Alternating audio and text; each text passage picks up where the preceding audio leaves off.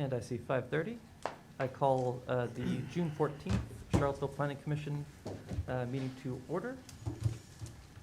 At this time, I would like to hear Planning Commissioner reports. Can we please start with Mr. Mitchell? Right. Let's see. There were about 3 meetings that I was involved in. The first was the BZA. We met to review an application for a rezoning, a zoning ordinance relief. The location was 1214 East Harris Street, and that's where the Harris and Mead come together, and that little white building is right there on the end there. And what they wanted was relief on the setback. They wanted to reduce the setback, and they want to install a vertical screen and a canopy, and we approved it because it just seemed like it made good practice to do that. The Parks and Rec group met the same day. There have been a number of personnel movements in Parks and Rec, a number of hires and movements. Examples of the hires are, we've got a new playground technician, we've got a new urban forester, we've got a new youth programmer, a new gardener. Things like that have been happening. So the good news is we're moving people around, we're bringing people on board. But the bad news is we're still down 7 to 8 FTEs in Parks and Rec. And you guys know what's happening with the lifeguards in the pools. We can't keep our pools open full time or keep them running concurrently because we're down about 35 lifeguards. We also got a debrief on the Tunstler Park improvement project that we're working on. Just 3 things that jumped out at me. Folks don't want to lose green space to increase the parking that we've got there. But they do want to bring more bleachers in for the b-ball courts. And they would like to upgrade and expand the shelter and configure it in a way that will allow for more programmatic activities. So those are the 3 high points of the feedback that I took away from that chat.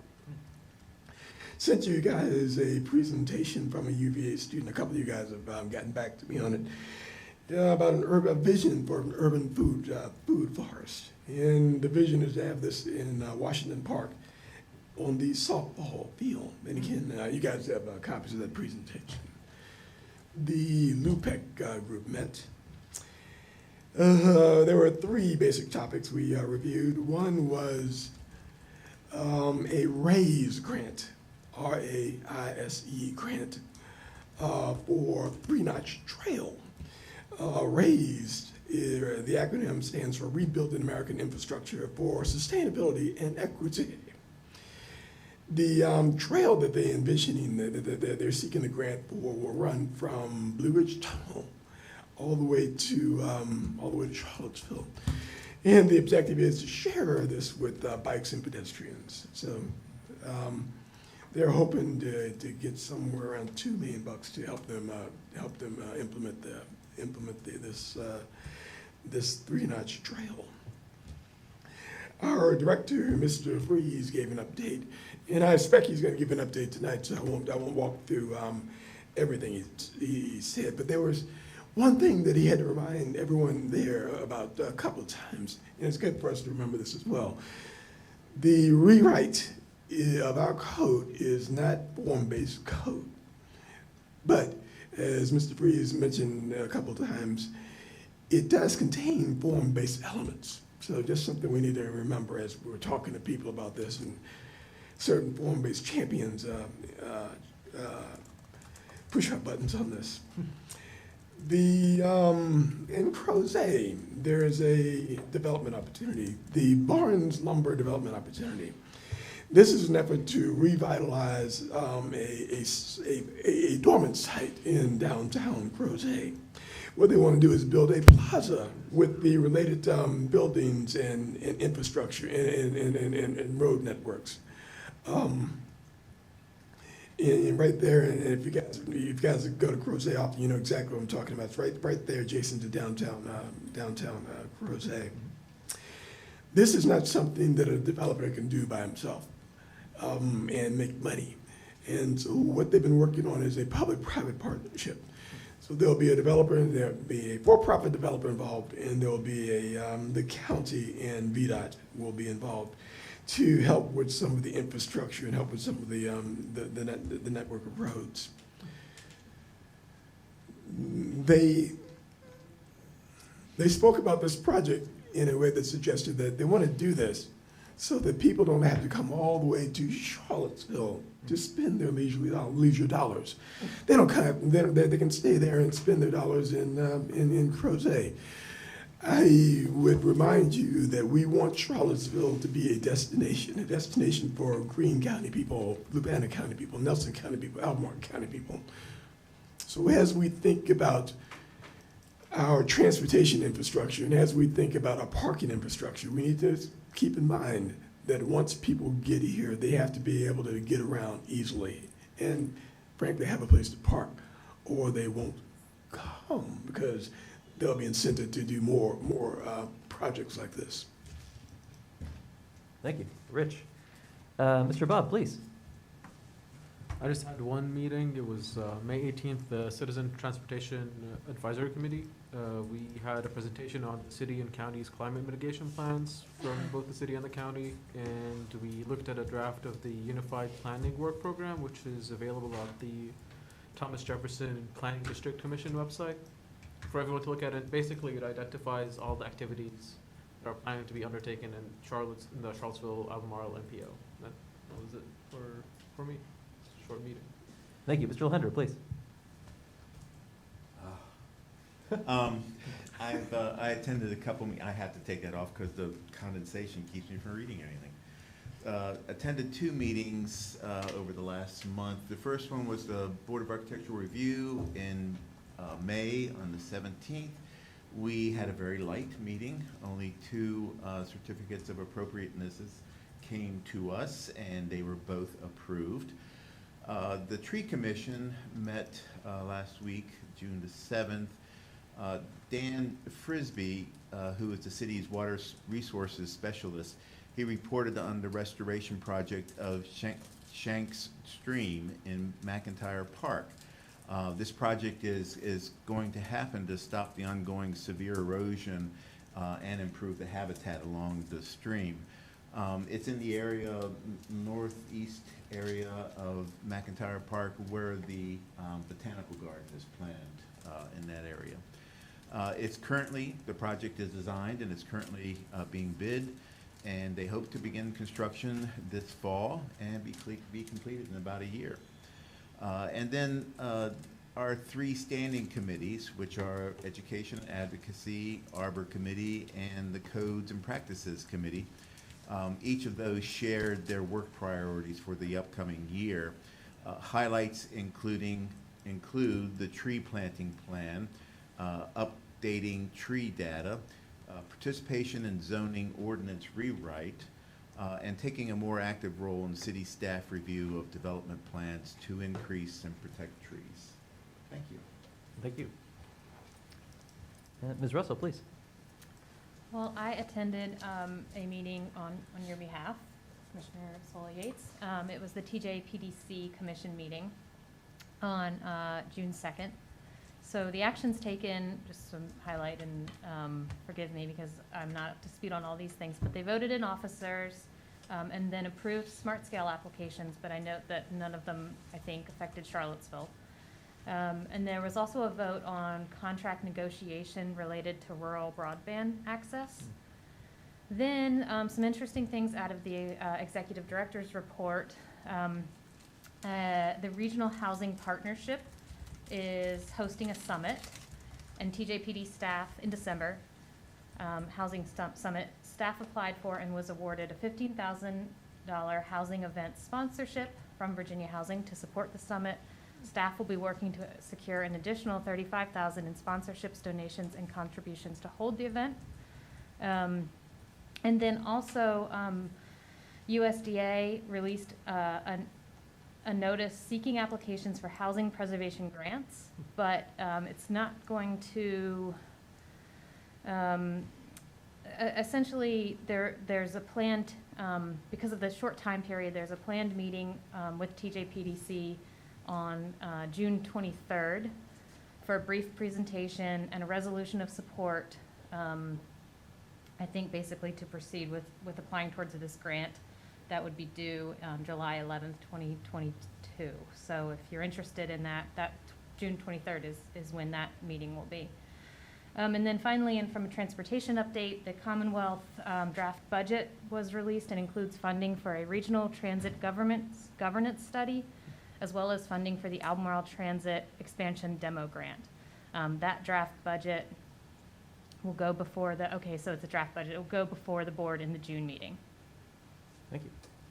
Mr. Stolzenberg, please. Thanks. I did have one meeting this month of MPO Technical Committee. We recommended approvals of the Policy Committee of the Unified Planning Work Program that Commissioner Habab mentioned. And we recommended approval and endorsed 8 smart skill applications from MPO, which include, in addition to the TJPDC ones that are outside of our area, the MPO ones are Avon Street Multimodal, which goes well into the city, District Avenue Roundabout up by Stonefield, Fish Street Extended Multimodal, which is kind of the area around Fish Street Station, and then the Rivanna River Bridge that we've discussed at length. In addition to that, we recommended all the projects the localities are submitting. There's a number in Albemarle County. Obviously, the one in the city that we discussed last month that will maybe perhaps not be happening on Fish Street, and then all the TJPDC ones for outside of the MPO area. And that concludes my report. Thank you. Do we have a Mr. Palmer? We do. Yeah. Hi. Hello. Sorry I'm not there in person, but I am here in spirit. Some childcare snafus prevent me from being there. I don't have too much.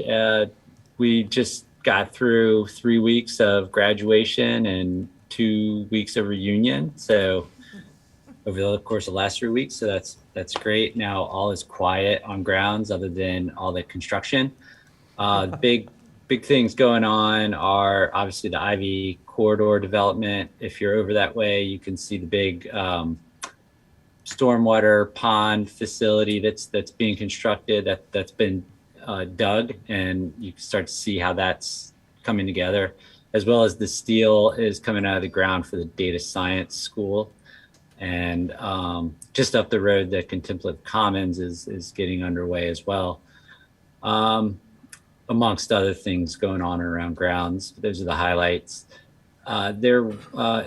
Just some of you will be a part of it tomorrow, but there is a master planning council meeting tomorrow afternoon. So we'll be reviewing where we're at with our grounds plan update. So that'll be a good meeting to be having tomorrow.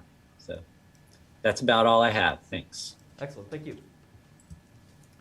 On my behalf, thanks to Ms. Russell for covering for me the TJPDC. That was essential. I've been focusing on changing state code, allowing single stair residential up to 6 stories in the state of Virginia statewide, which has been unbelievably time consuming, just a remarkable effort. That has exited subcommittee with a recommendation of non-consensus, which means some people like it and some people don't, which is not a shock.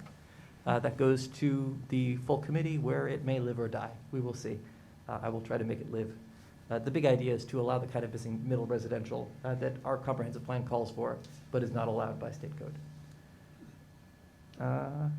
At this time, I would like to hear from the Neighborhood Development Services, please. All right. Good evening, Mr. Chair, members of the commission.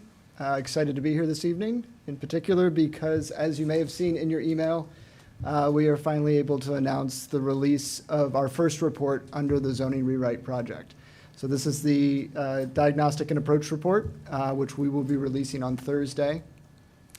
And as we announced today, we have scheduled our public open house for that report for Monday, June 27th, just over here at the Ting Pavilion. We will be validating parking for those who are coming for the meeting. And we look forward to a lot of conversations with the community, with all of you, and whoever else chooses to show up at that meeting. For context, as you guys all know, the zoning rewrite is the third step in our Seville Plans Together project, which began with the affordable housing plan that was adopted in March of 2021, the comprehensive plan that was adopted in November of 2021, and now the zoning rewrite, which of course is intended to implement both of those projects. This first report kicks off our three-step process for the zoning rewrite. This report is, as I've referred to it before, kind of the conceptual plan of the new zoning ordinance. It lays out the ideas. It talks about what we need to do to change our zoning ordinance in order to advance implementation of the comprehensive plan and the affordable housing plan, and then lays those out essentially conceptually for discussion, for feedback from the community. So I'll be this summer doing my road show, meeting with neighborhood organizations and other groups to share the content of that report and get feedback. And then we'll be coming back to you in September in a joint meeting of the Planning Commission and the City Council to formally present the final draft of this report and get your feedback and ultimately get your go-ahead to move forward into drafting the zoning ordinance.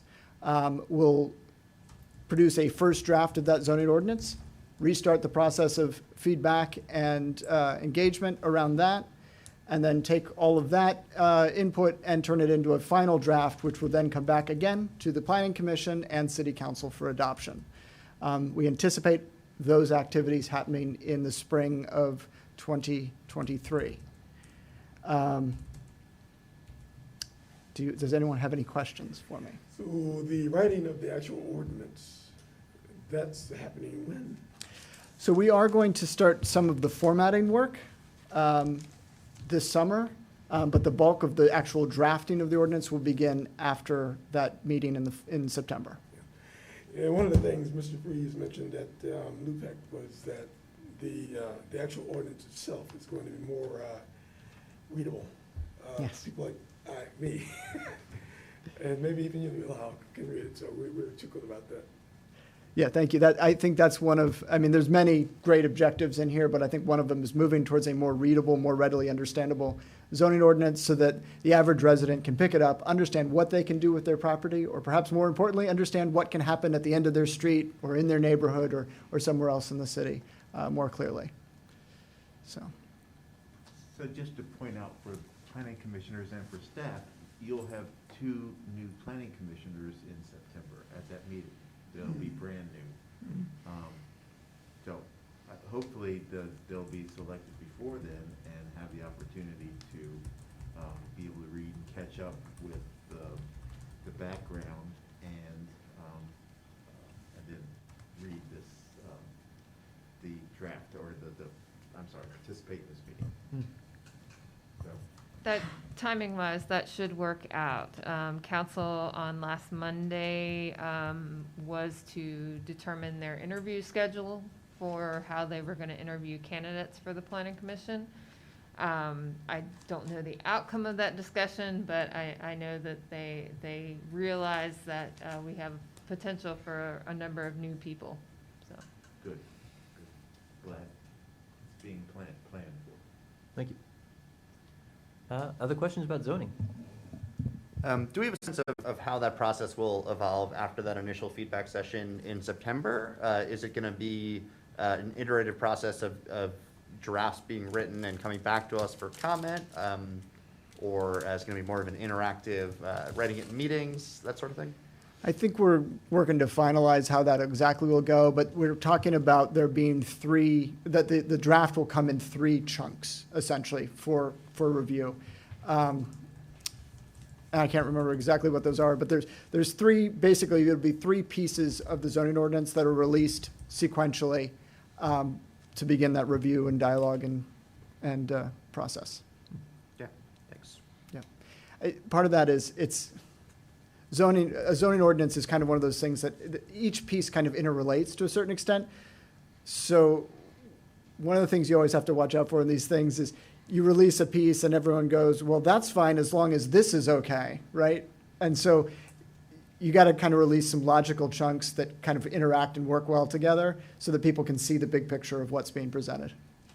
Okay, that Yeah. makes sense. Yeah. Thanks. Any additional questions on zoning? It's a big one. Thank you so much. Great, thank you. At this time, I would like to hear matters from the public not on the agenda, and we have quite a lot on the agenda. But anything else you'd like to speak on, you're most welcome. And Lachlan Hills is also, you can talk about as well if you wish.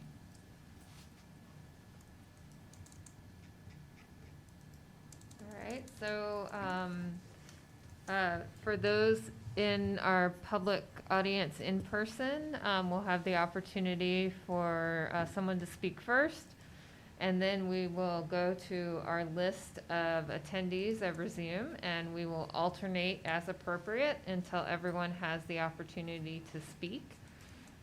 Those of our participants on Zoom, if you are interested in speaking on matters from the public, please raise your hand in the electronic format. If you're joining us by phone, I don't see any phone folks, but if they were to be joining us by phone, then they would hit *9, which would raise their hand.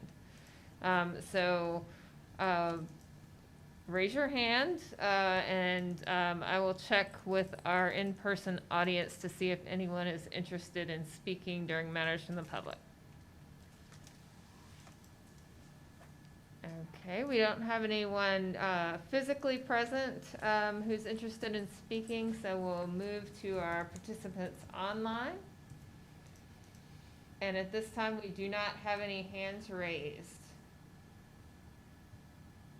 Hearing none, I closed this part of the agenda. Thank you. At this time, I'd like to consider the consent agenda. Do I hear a motion on that item?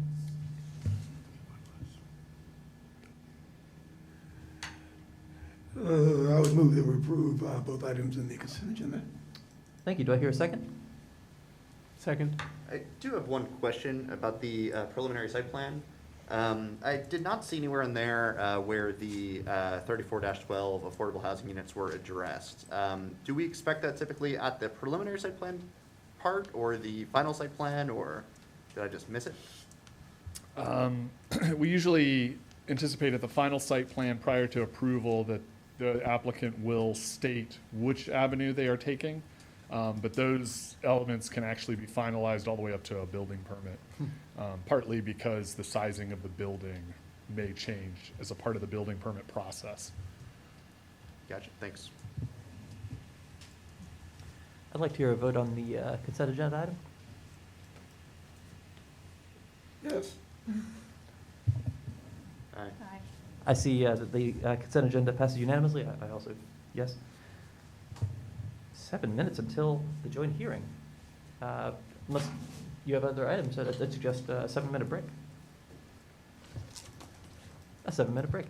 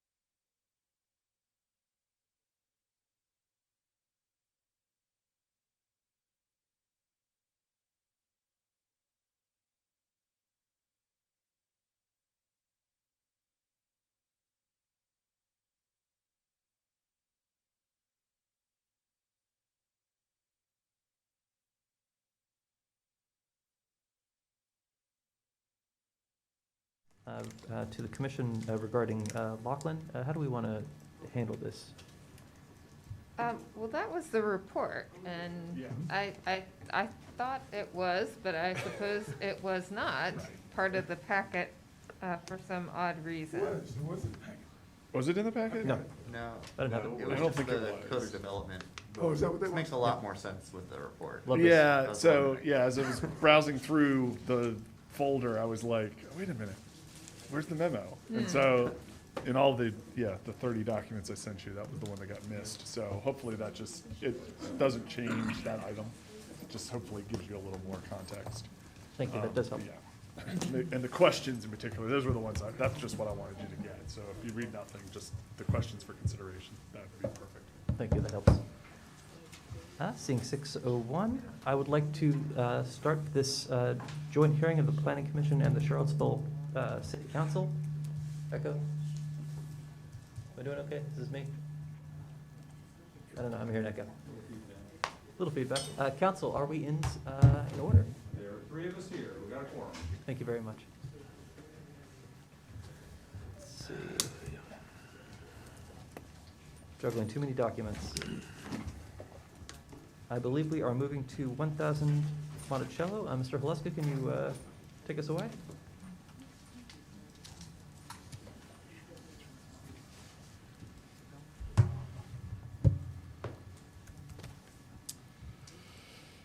Mr. Chairman, members of the commission, Brian Haleska, I'm Principal Planner for Neighborhood Development Services. This is a special use permit for property located at 1000 Monticello Road. This previously, there was a similar application considered in the early months of 2021. So this should look very familiar for those of you that were on the commission at that time. The request is for additional residential density at the site.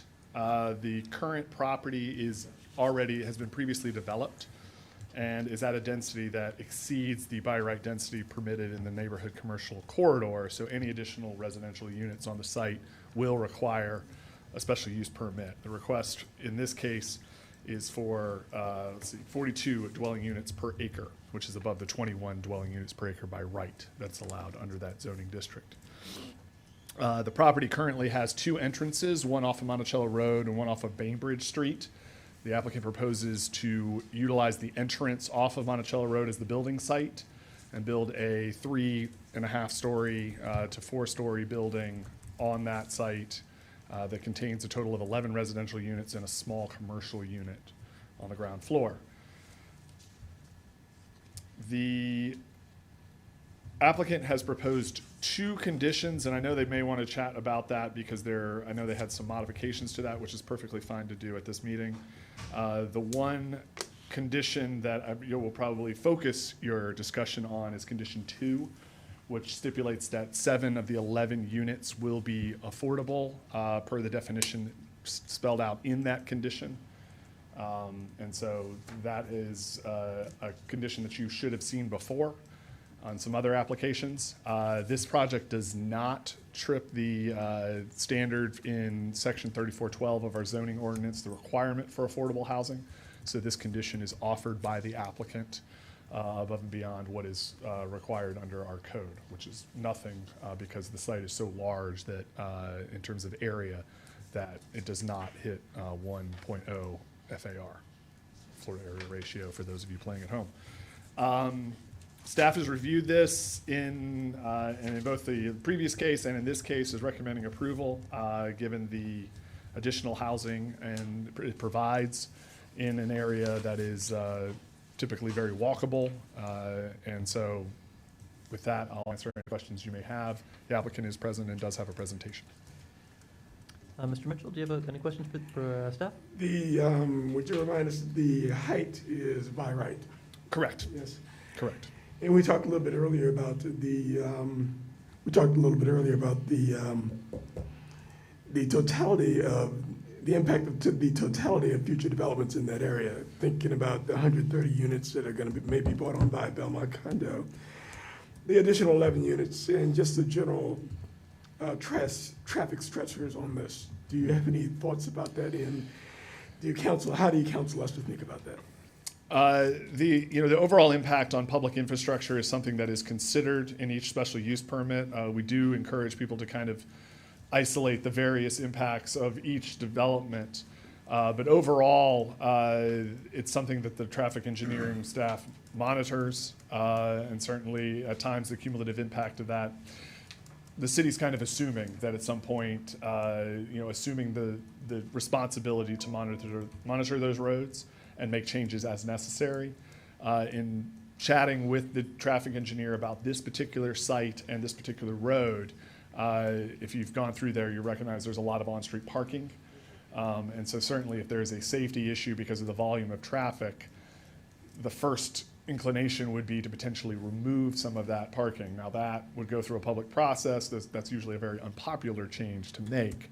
So there's a balancing of priorities in that situation as well. So that's what I would say. The traffic impact of an additional 11 units in this area will be fairly small. But the road itself already is it's a narrow road. It has some traffic issues now. Particularly, I know we received some complaints about sight lines, and that's one of those safety concerns where you would potentially have to, move around some no parking signs to create better sight lines.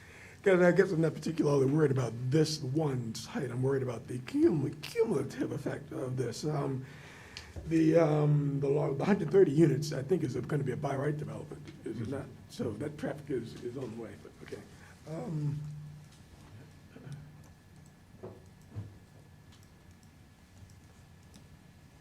Did you have I anything think else? that's it for questions. Thank you. Mr. Abad, please. Can you just walk us through I know there are a few minor changes from the last application. That could be a question for the applicant too, but if you had any thoughts on that. I think the previous application, when it came before you, there was a lot of wordsmithing around the affordability provided as a part of this application. So the condition in front of you is one that's been vetted several times. It's been presented to the commission before. So there should be a little, less uncertainty around what the applicant is actually proposing. I believe there's probably been a little bit of changes to the design of the building, but I would certainly welcome the applicant to talk about that in greater detail. Thank you. Mr. Landry? No questions from Mr. Hawaska. Ms. Russell? No questions. Mr. Stolzenberg? And on that note, I just want to commend staff for the improvement in the wording of the affordable housing. We've come a long way since the first time this one came around the first time. So there is one other difference though, right? Last time we had only 5 affordable, at least the second time last time, we had 5 units essentially the 5 units at 65% AMI and FMRs today. And so the 2 at 125% FMRs and 80% AMI are new, right? Correct. Okay, great, thanks. And Mr. Palmer? I don't have any questions. Thanks. Thank you. I believe that it's been very clear. Thank you. I'd like to hear from the applicant, please.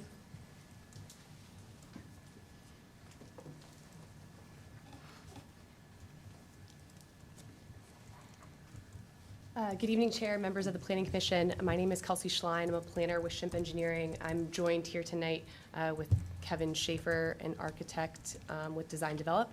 We're here tonight representing this application and this property owner, Piedmont Realty Holdings 3. We do have a few slides prepared. If we could just get those pulled up for you.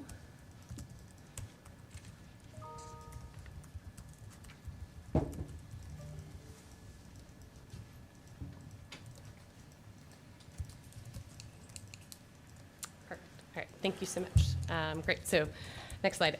So just looking at a site overview here, you can see the buildings in the darker gray. Those are the existing buildings on the 0.1 acre property that is located at the intersection of Monticello Road and Bainbridge Street.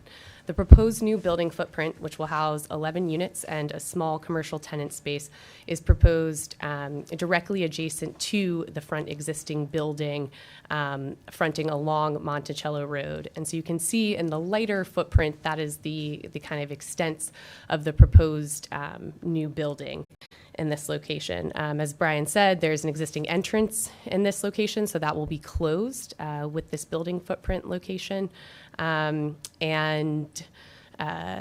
we'll talk about this in a few later slides, but just how closing the entrance will limit conflicts points for pedestrian connectivity along Monticello Road. Turn it over, next slide. Thanks, Kelsey, for that introduction. My name is Kevin Schaefer with the Charlottesville branch of Design Develop. We're a local architecture firm partnering with a local engineering firm and representing a local developer and owner. Really excited to be in front of you to present this project today. I know there are questions on what has changed, and so hopefully this slide helps answer those revisions. There's three that are notable. The first being the addition of a first floor commercial space on the ground level that faces Monticello Road. The intention is to create a mixed-use building that helps extend that downtown Belmont commercial corridor just a little bit further up Monticello Road. The second revision that can be seen in this slide is the addition of 550 square feet of rentable square footage on the fourth floor. We're still affording a very generous step back on that fourth floor and a rooftop terrace on that fourth floor, so that the building will be presented as a 3-story mass from the street, which it was previously designed as in the 2020 submission. But you can see the building has become a little bit more uniform on that fourth floor. The final revision is, as staff has already mentioned, the affordable housing component, adding more affordable units, and Kelsey will talk about that more in the presentation in a few slides. Next slide. So what's changed? Why resubmit this project? It's a great question. We heard it asked in the pre-meeting, and there's a number of reasons. There's been a lot of discussion and a lot of change in the past 18 months regarding Charlottesville land use and future planning. We've had enhanced community engagement. We've had enhanced public comment through this development of the 2021 comprehensive plan. And so many of these specific objectives and outlined ideals that the comprehensive 2021 plan start to codify, this project embodies. And so we felt with the adoption of this 2021 comprehensive plan, now is the time to bring this back. Additionally, in the past 2 years, we haven't solved our housing crisis. We haven't, particularly from an affordable housing perspective. So what does that compel us to do? That compels us to bring forth a project that has an affordable housing component, and even more so than previously submitted. We have an ongoing global climate crisis, and we heard from the City of Charlottesville citizens that they're very in tune with that. And so that compels us to look for sites that reduce the reliance on an automobile, that, as stated in our comprehensive plan, develop infill sites, existing gray field. This is an existing parking lot drive access aisle that we can turn into 11 units, 7 of which would be affordable. So we heard that from the community, and we heard that codified in the comprehensive plan. We heard also a desire for mixed-use development. Mixed-use, mixed-income developments are successful, especially in these neighborhood corridors. So that compels us to include and revise to include this small ground-level commercial space. And it is small, but there is the idea of creating a storefront along Monticello Road that has merit, that has value. Kelsey, anything to add to that? Sure. Yeah. So, I mean, it's been touched on that one of the main components that has changed is the affordable housing commitment, and really getting that codified, cleaned up, ensuring that it's enforceable, can be evaluated by city staff in the future. That was a huge step, and we certainly want to thank the city attorney's office for all the work that they did with us on previous applications to get that right. And I think I bring that up just because as Kevin mentioned, what has changed? We now have a new comprehensive plan in place. We have a new affordable housing plan in place. And the purpose of the land use section of the Charlottesville Affordable Housing Plan states, Land use policies shape where housing is located, what housing looks like, and how much housing is built. These tools should serve to support affordability without additional demands on local funding. This is a 100% developer subsidized affordable housing commitment. This is not a request for local funds. And so I think that in looking at these goals and plans that we have put forth over the past 18 months, I think, more so now than 18 months ago, this project makes sense in this location. So this proposal has many consistencies with the recently adopted comprehensive plan. Since you all worked on this extensively, I hope this doesn't serve as a recitation of everything that you already know, but rather an emphasis on how this project embodies the goals and objectives of that comprehensive plan. So next slide, please. So specifically, just looking at a land use objective, support the redevelopment of underutilized grayfield sites along community corridors. Monticello Road is a main community corridor throughout Belmont and connects a lot of nodes in that neighborhood. So by removing existing impervious area that's serving as an entrance to the site, we're not compromising on existing green space or developing a greenfield site. This is a perfect opportunity to realize additional density in this location. It's in close proximity to an existing bus stop on Bainbridge. That's about as close as it gets to a bus stop and access to transit opportunities. Next slide. And so looking at these additional kind of land use goals, within a 5-minute walk, there are 8 bus stops of this site. That is huge. That does not exist, I'm not sure, anywhere else in the city. So there's plenty of access to alternate opportunities for transportation.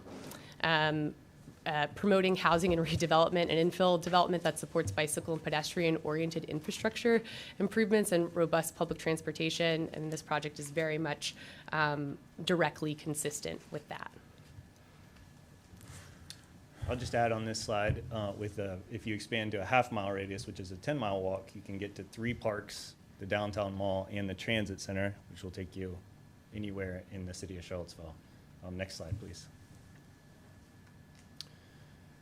We also, we look towards the comprehensive plan for guidance when it comes to the built form of the city, and specifically the comprehensive plan says scaled to allow additional housing types and a mix of uses throughout the city at a scale that is familiar to the city's neighborhoods. And I think that's a very interesting distinction and one that we continue to take to heart. The footprint that you see here on this slide shows a building footprint that has a square footage of 1,750 approximately. At the street level, we're presenting a building that is 18 feet wide by 32 feet tall approximately, which is not out of scale with its adjacent single-family residences. The 4-story is perhaps unusual in downtown Belmont, but the 3-story that's being presented at a street level does have precedent within Belmont, including churches, the school, the adjacent elementary school, and then what's on this slide is the Virginia Center for the Blind. So we do want to be in harmony with our neighborhood. We want to be at a scale that isn't out of mass, too massive or inappropriate. And I think these diagrams here illustrate how we aim to do that, while adding density and adding additional housing types. Next slide, please. Land use goal 6 states encouraging creative, context-sensitive contemporary planning and design. And I want to focus on context-sensitive because that is something that the Planning Commission helped guide us with in the previous submission. We do take a lot of cues from our adjacent neighborhood. We've got a 2-story brick base, a 2-story brick mass that fronts the street, which is very typical in downtown Belmont, and it's also immediately adjacent to us in the existing townhomes. We're using that brick water table, the 2-story brick water table height, to mark the eave line of the adjacent townhomes. We've got punched openings that are in proportion of this style of construction and this building type. And then as the project gets to 3 and 4 stories, we're employing a more contemporary style of a wood material, more contemporary openings. And that is not atypical in downtown Belmont either, whether that's through a covered porch or a rear addition, to employ a contemporary style that distinguishes itself from maybe a two-story brick masonry mass. Next slide, please.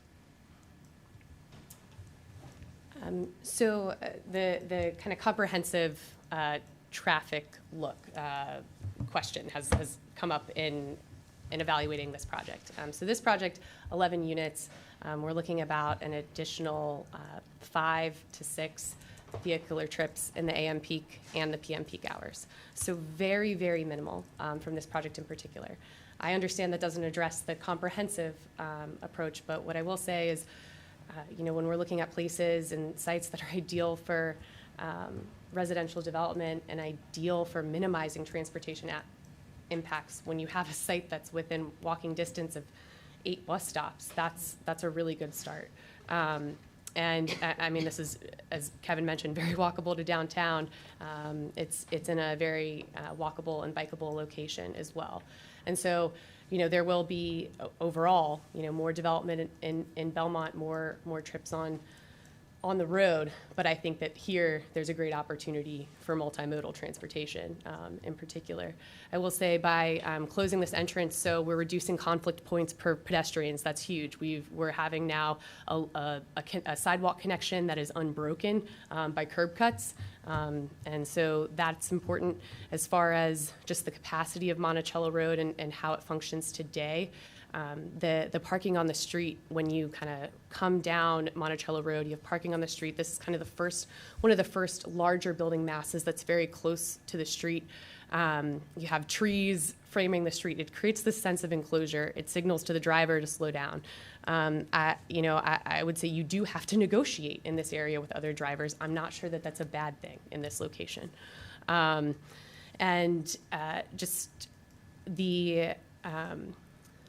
think that's kind of all that I wanted to say for transportation, and so I'll turn it back over to Kevin. Okay, next slide.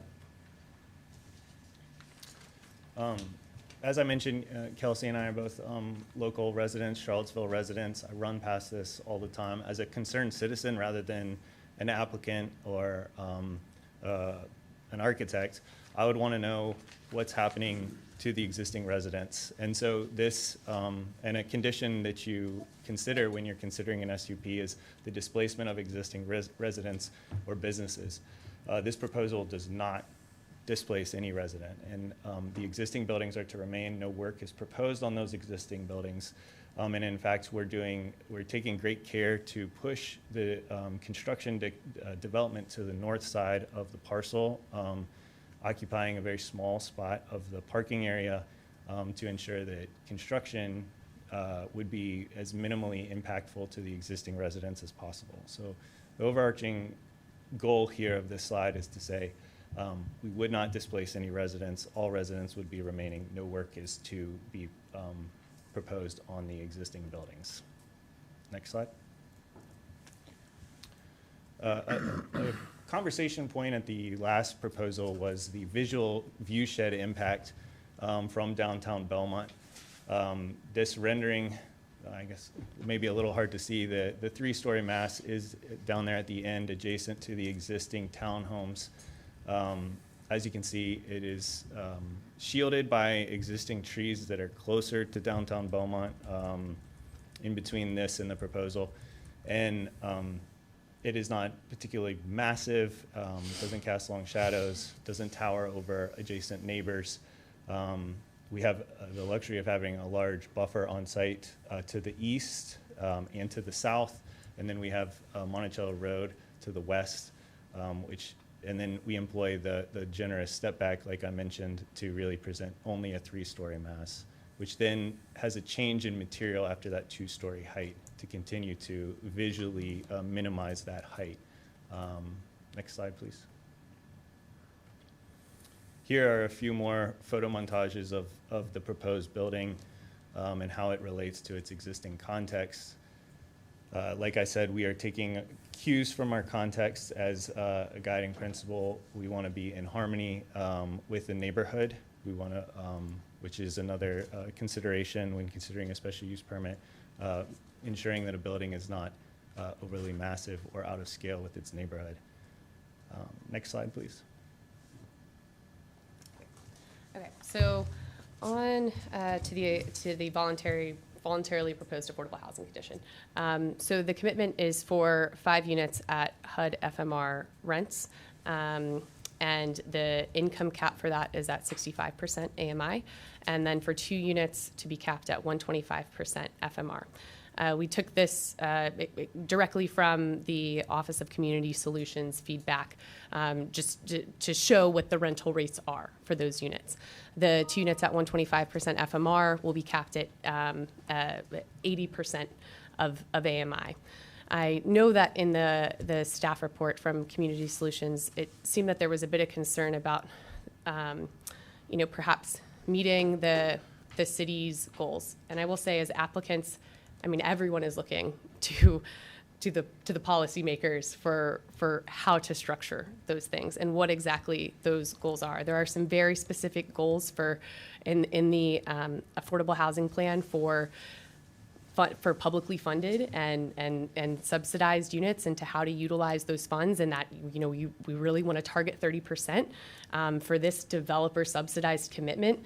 This is the commitment that can be made for this particular project. Just knowing, the climate of things, knowing that this is incredibly important.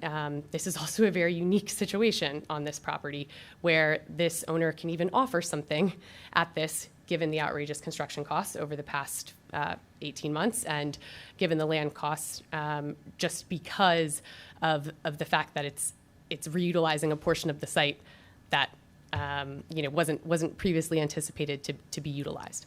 So that this is a very unique situation on this property where this owner can make this specific commitment.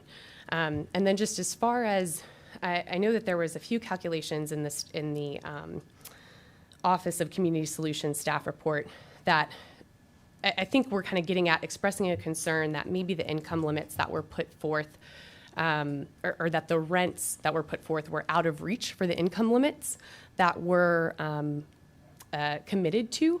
And I think that comes from because the calculation that was done in a staff report was done at 25% of income of somebody making 80% AMI, or 25% of income of somebody making 65% AMI.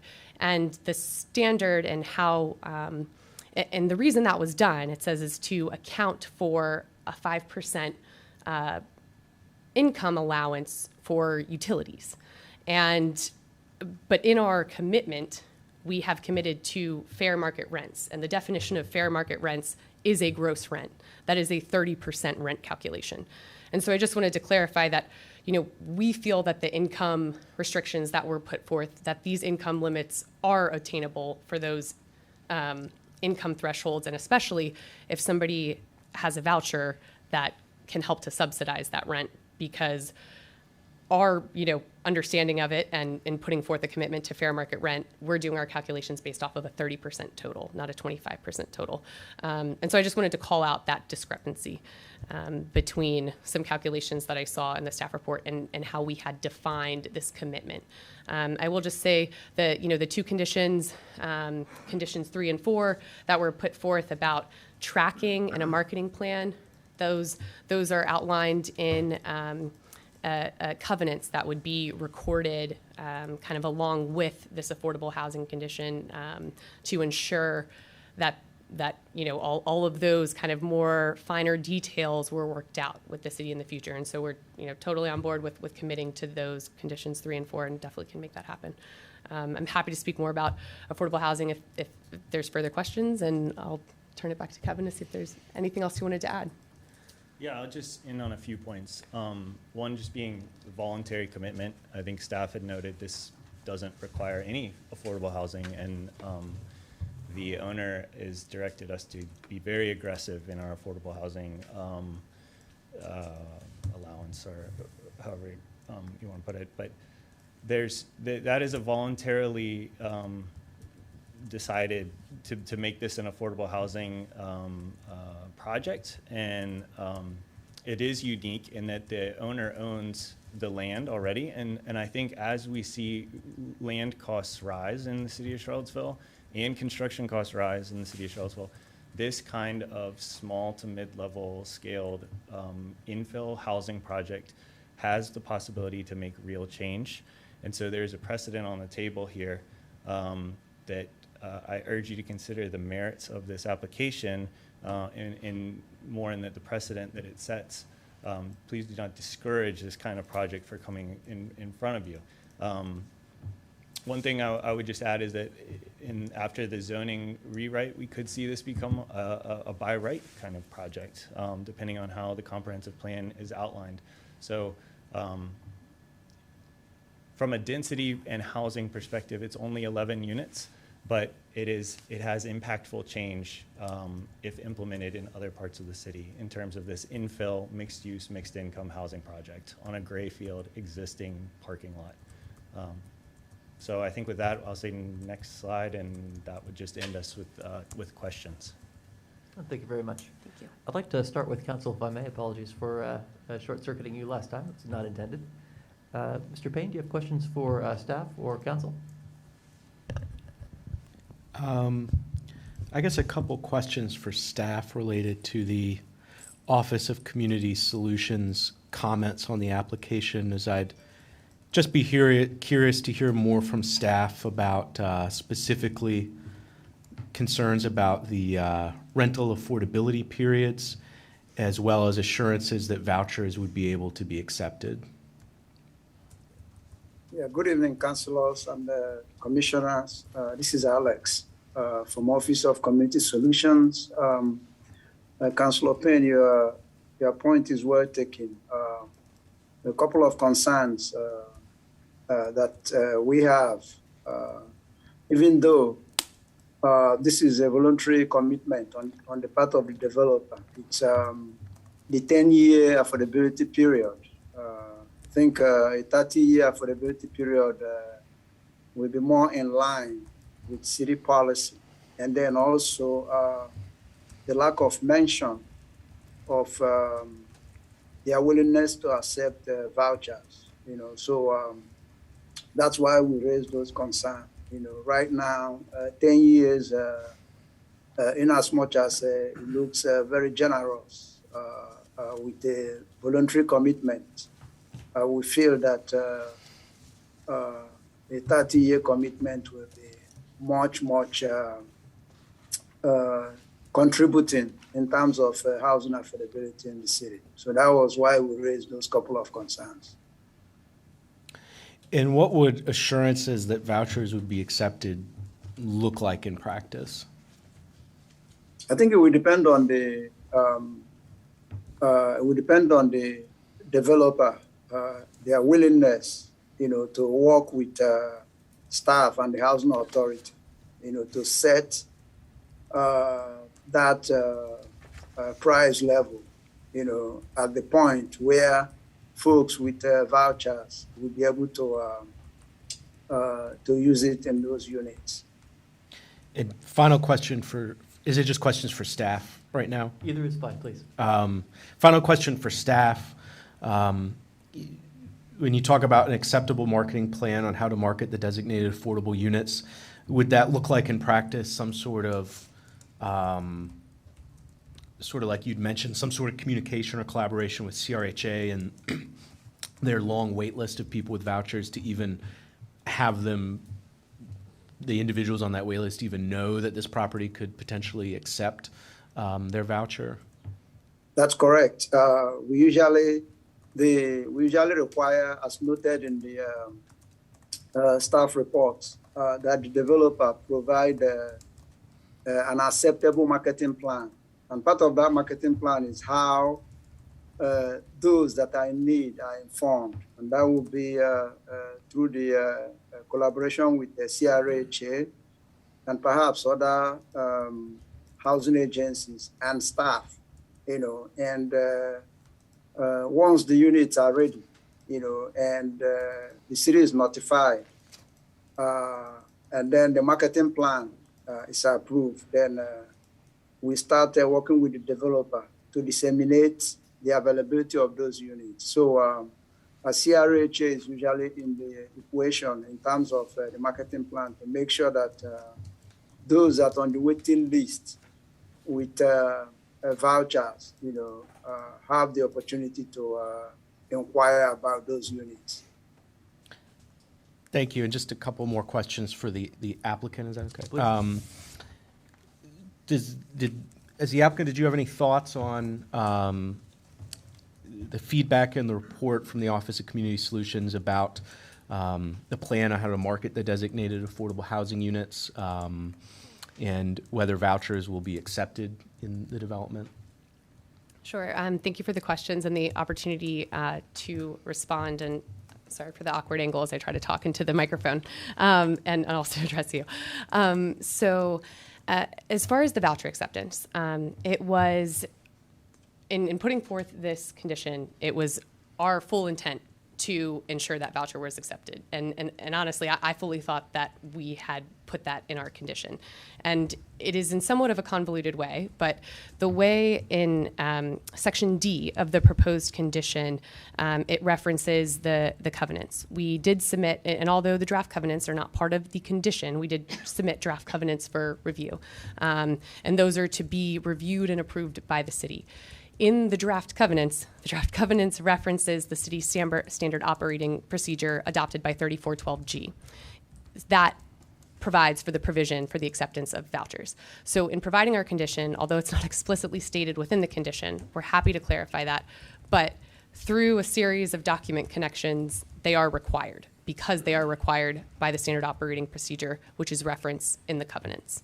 And then as far as the marketing plan, that is also an item that is kind of more so laid out within the draft covenants. I think we're, every, recommendation that Mr. Ikefuna just put forth as far as like working with CRHA, ensuring that they know that units are available, totally on board with that. It was never the intent to omit any of that information. So sorry for the, obscurity in that front.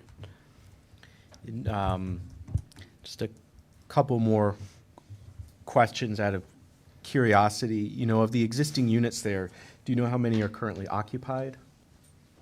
At the moment, I believe they're all occupied. And do you know how many of those tenants were people who had been living there before ownership changed? It's 6. And so there are 6 units currently occupied before the ownership change. It's a little, so there was a previous owner, but there was an owner, there was a long-time owner, then there was a short-term owner, and now, we have this third owner in place who's been in place since 2018.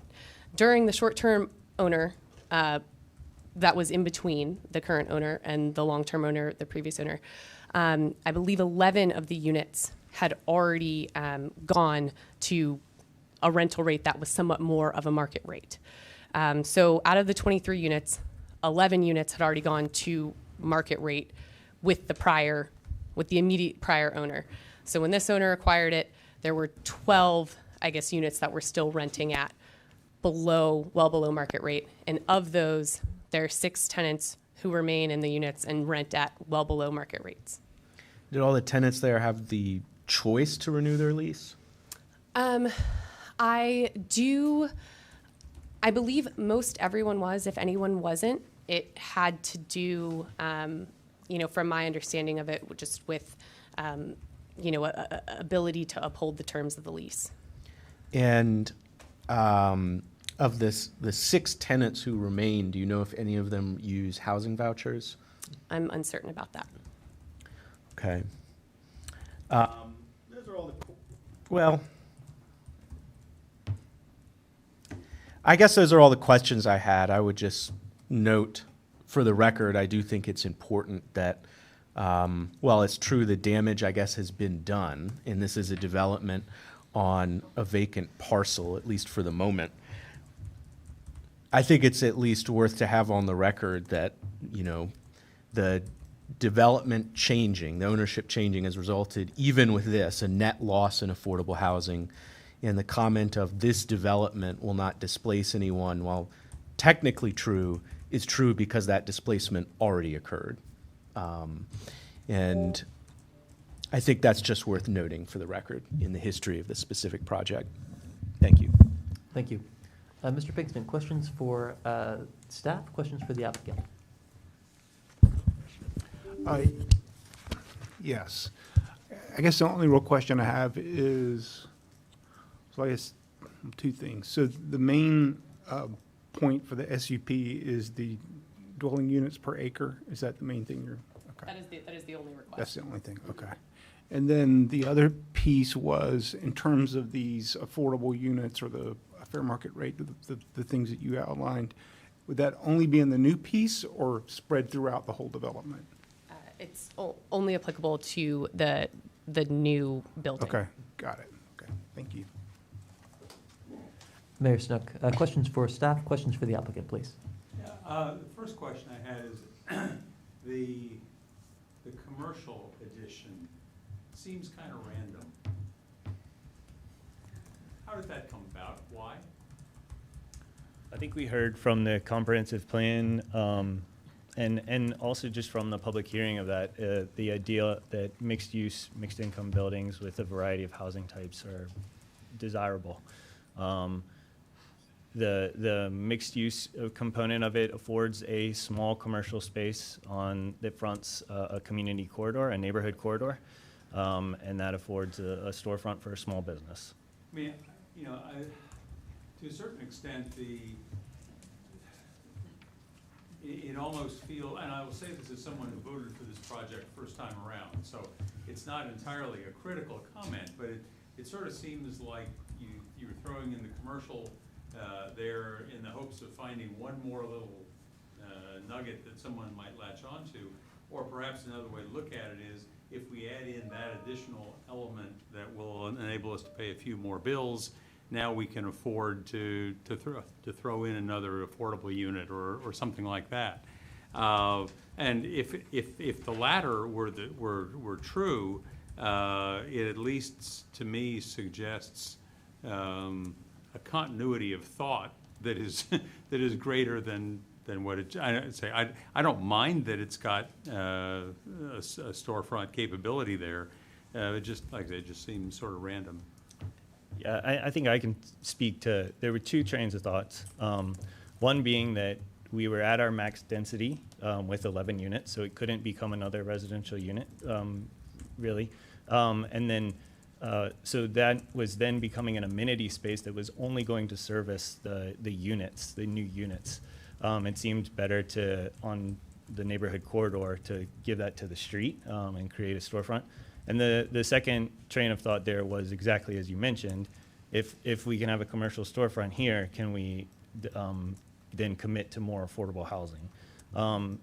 That is also kind of represented in the additional 550 square feet on the fourth floor, is if that leasable square footage is gained, can we then go more aggressive with our affordable housing component?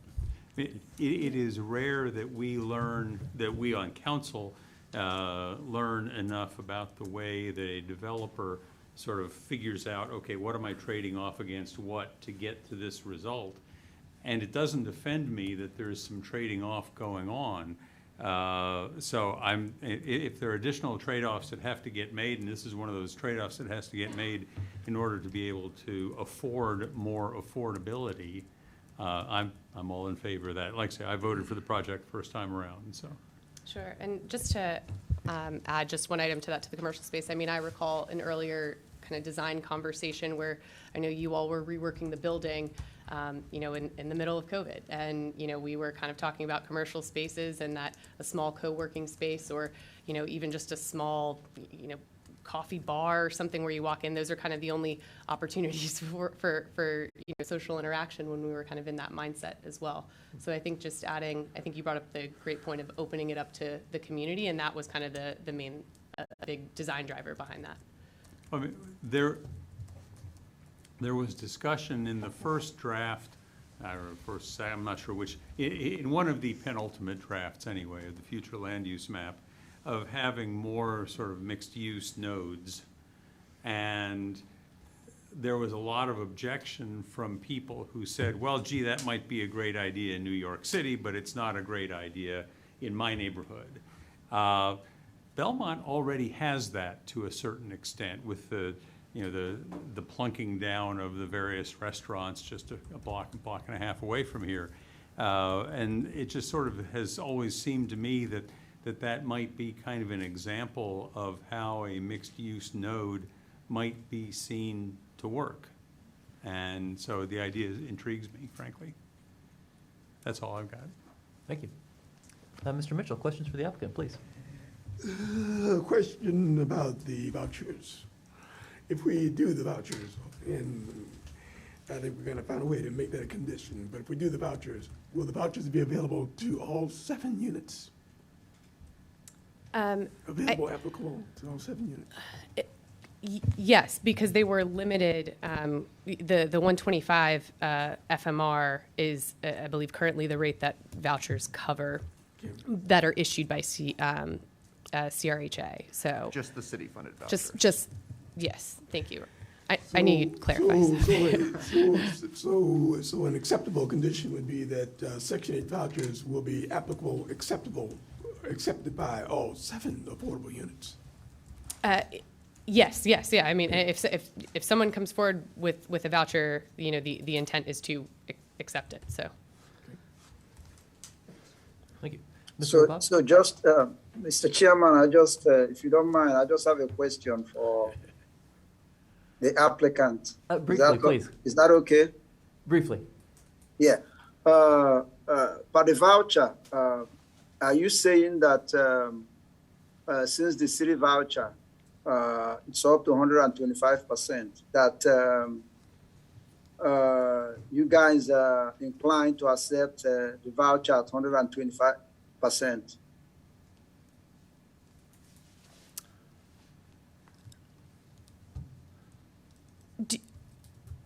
I'm not sure. We are the reason that we set the thresholds that we did for the rent was specifically to enable the acceptance of vouchers and to ensure that the rent was not offered at a price that was unobtainable for somebody with a voucher. So that was the whole intent, thought process in setting the thresholds that were set. Okay. I'm looking at you. All right. Thank you. Thank you. Mr. Abad, please. Thank you for the presentation. I think it's a good proposal that adds some infill housing in a very desirable part of our city. The only, I guess, question I had was, I heard some concerns from the public about the term of the affordability, the 10 years. Can you talk about why 10 years and where that came from? Sure. I mean, the 10 years is what can be voluntarily committed to in this particular situation.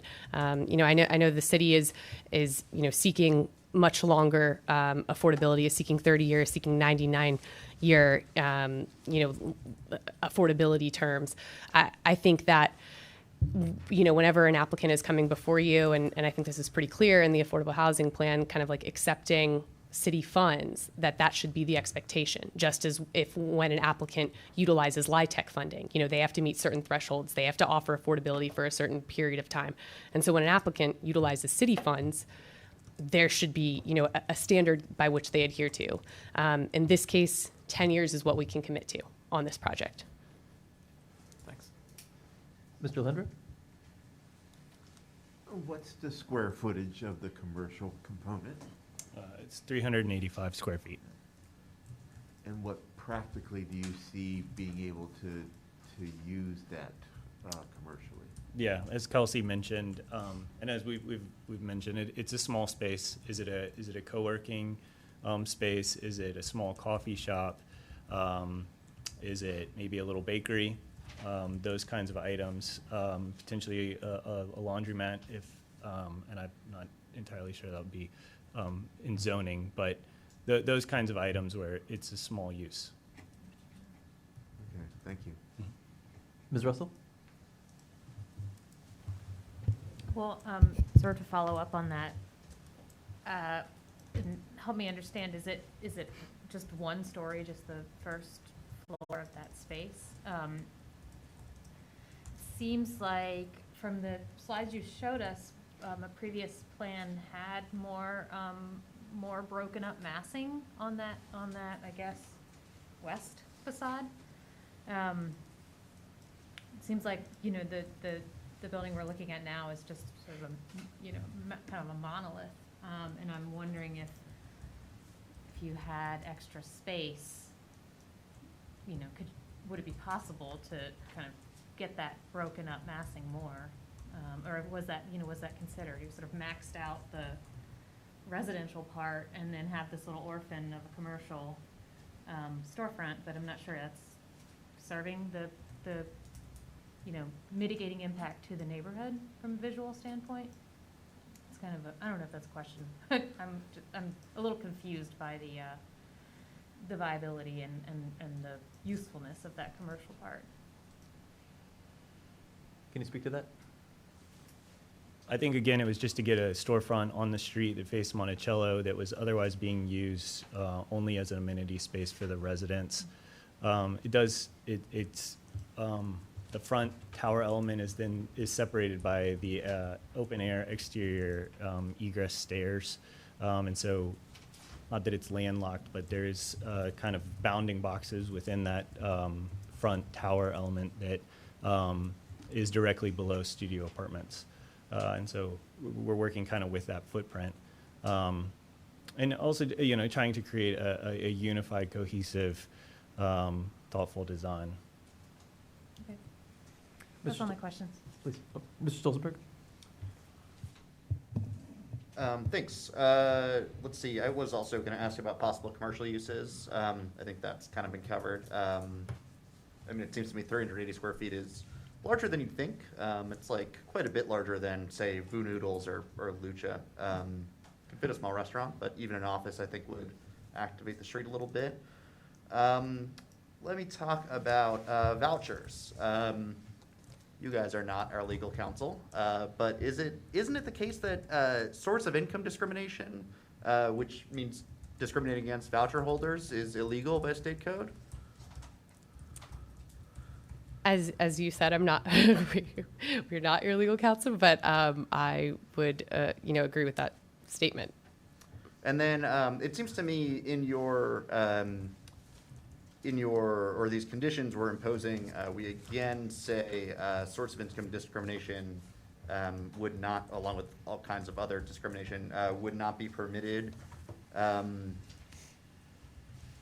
It's condition number 4, I think, as part of the marketing plan, how to market the property, including non-discrimination of prospective tenants on the basis of race, creed, religion, color, sex, actually says sec, age, national origin, or source of income.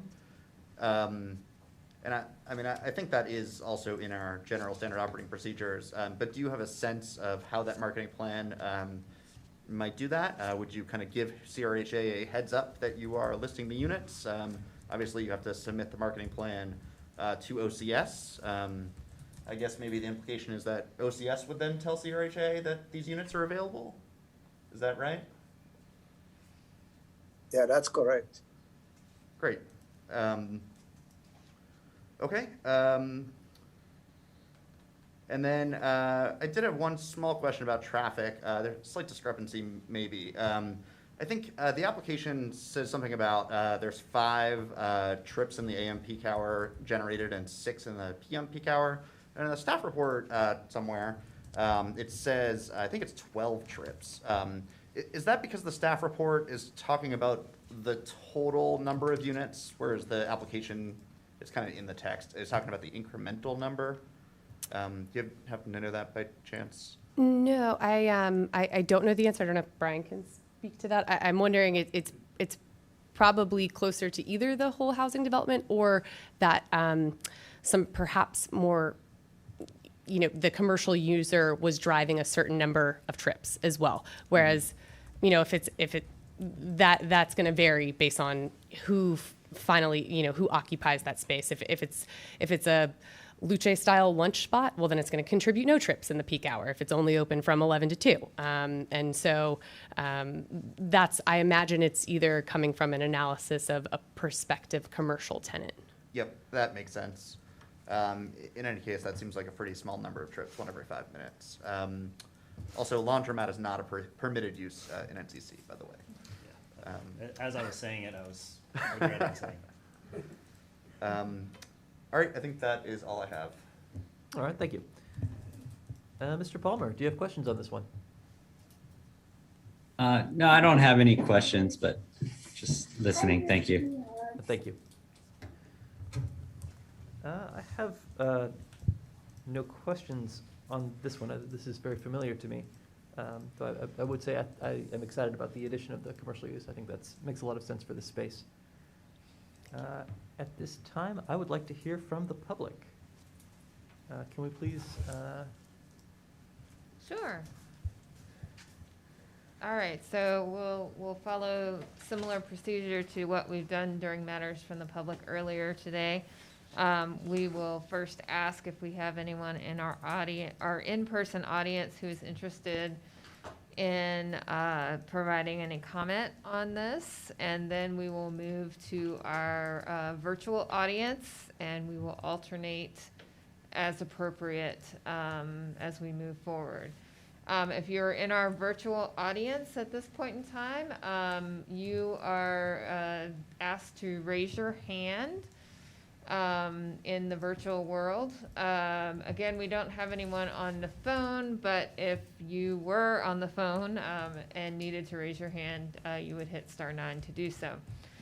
So we'll start with our in-person audience. Do we have any interested speakers? Anyone interested in speaking to this item? Okay, we don't have anyone in our in-person audience. I'll note that we have one person in our virtual audience. And I will unmute Brandon Collins, who is our first speaker. Good evening, Planning Commission. My name is Brandon Collins. I'm a lifelong resident of Charlottesville. I've raised children here. And I want to make clear I'm speaking only for myself this evening. I am concerned about this community, and I'm concerned about this affordable housing crisis. And as it stands, I'm going to ask you to deny the special use permit for this property. A special use permit is going outside of your existing rules. The property already is outside of your existing rules. And in order to do so, you have to show that there's a benefit to the community and that there's not a negative impact on the community. And I think it's really crass to hear the development team talk about their commitment to affordable housing and the affordable housing crisis when this exact property has contributed to the crisis in Charlottesville when it comes to affordability and to the displacement of low-income residents, some with disabilities and some who are seniors. And I think based on that, there's already a negative impact. They're already beyond the rules of the zoning. They're already above their density.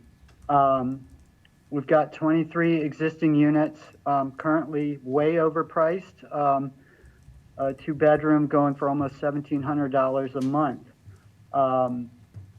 Add 11 to that, then the property itself has 34. And they're proposing 7 somewhat affordable units for a 10-year time period. I don't think that that is the kind of benefit to mitigate the impact that the owners have had on the affordable housing situation in this community.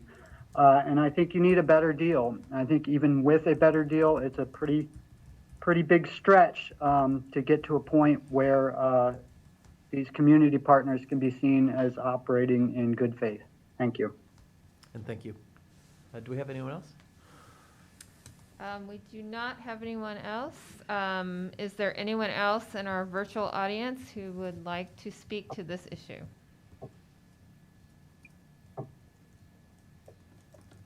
Okay, we don't have any other speakers. I do, though, want to note that we received a comment from our legal counsel concerning some of the discussion that took place before. And Rob Hubbard is our counselor this evening. He noted that the source of funds or source of income became a protected class in the Virginia Fair Housing Law on July 1st, 2020. It is unlawful to discriminate because of any source that lawfully provides funds to or on benefit of a renter or buyer of housing, including assistance, benefit, or subsidy program, whether such program is administered by a government or non-governmental entity. So that's a little assistance on that. And we also received from another audience member very similar feedback on the rules there. Thank you. I'd like to move to Commissioner discussion on this item. I would like to note, had a call from Alma Mills of Belmont, longtime resident. She expressed a variety of concerns on a variety of topics, but also concerned about aesthetics and traffic safety on this item. Mr. Mitchell. So, I recognize Brandon's concern. I definitely recognize the concern expressed by Michael. Brandon is talking about historical wrongs, and Michael has recognized in his comments the historical missteps. But that was then, this is now, and I think this is an opportunity to improve the situation. So I am likely to support this with the conditions outlined by the by staff, and would be interested in seeing if any other commissioners want to add something to a condition to beef up the voucher piece as well. Mr. Abad? As I said before, I do think it's a good infill proposal. I do like the commercial. I think something creative could happen there. It kind of extends that downtown Belmont feeling. And I appreciate the material change for the massing. The height is not something that is part of this application. It's a by right height anyways. But I wonder if, I guess this is a question to everybody, is that something we can add to the SCP conditions, the design that was in the application, to lock them into it, or is that something we can't do? That sounds like a question for staff. Mr. Oleska, can you speak to that?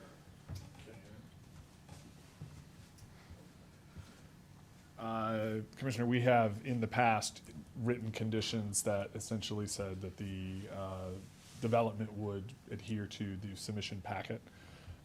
So I think in this situation, you could say that something along those lines of it would be substantially in conformance with what was presented to the Planning Commission. The one counsel I would give is add the date of the packet and the date of the drawing, just so it can be easily identified in the future. Thank you. Mr. Abad, did you have any additional thoughts? Thank you. Mr. Alejandro, please. Nothing at this point. Thank you. Thank you. Ms. Russell? I don't have any comments. Mr. Stolzenberg? I'm of the opinion that this is a good project. Certainly, if you look at it in a vacuum, ignoring the site, it is possibly the best project you can imagine. It's replacing a redundant driveway and curb cut with 11 units of housing, and 7 of them are going to be affordable. I think it's hard to argue against that. I think the commercial aspect is a nice little addition. Whatever goes in there, I think will probably activate the street, make it more pleasant to walk along. I think the elephant in the room is the thing that we are legally not supposed to consider in talking about this application, which is the history of this property. I think we spent a long time last time going over exactly what that history was and trying to assign blame. And assuming that the information we received from the applicant then was correct, they did make a compelling case that the majority of the wrongs were done by the previous owner. That's not to say that Mr. Holsworth is a saint. I think the question for council as you consider this, if you are still considering denying this, denying 5 homes for people under 65% AMI or deeper, another 2 for people under 80% AMI, and then another 4 at market rate. If we're denying those homes as punishment to the property owner, When does that punishment end? Is it enough to have a 1.5-year delay to say that they couldn't build when construction costs were cheaper and had to sit on the property in the meantime? Should we be denying those homes forever as punishment? I don't know. I think our legal counsel would say you're not allowed to consider that at all, and you cannot punish them. But of course, we can just say, oh, well, I don't like, the massing or the impacts of the density. Though again, the massing is by right. In fact, they could build it 4 stories without any setback by right, if they just stuck in commercial, which I think would be worse for the city. So in terms of the actual direct impacts, adverse impacts of the density, I think, realistically speaking, there is none. And if you layer on top the affordable housing we're getting out of it, it's a big win. And I hope it can move past that baggage. Thank you. Mr. Palmer, did you want to share some thoughts on this topic? No, I don't have anything, thoughts really. It seems like a good project for that location. But thanks. Thank you. That's it. I would just like to say that I don't think that we can redeem or make right what has been done in the past. I don't think that's an option on the table. I think that this project has to stand alone for good or for bad. And my personal sense is in this condition is for the good. Mr. Payne, would you like to share thoughts on this?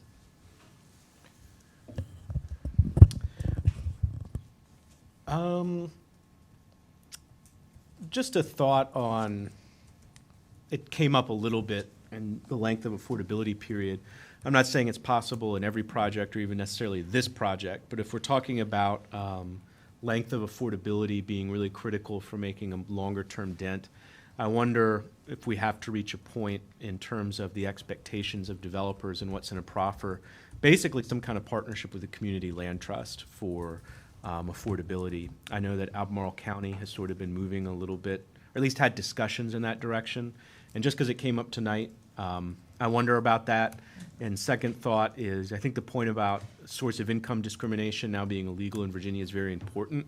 And it moves the conversation to really the more important point of, are developments de facto accepting individuals with vouchers, even if they're not turning away someone strictly on the basis that they're using a voucher? Because we obviously have an extremely long wait list that is not finding properties to rent in either Charlottesville or in many cases Albemarle County.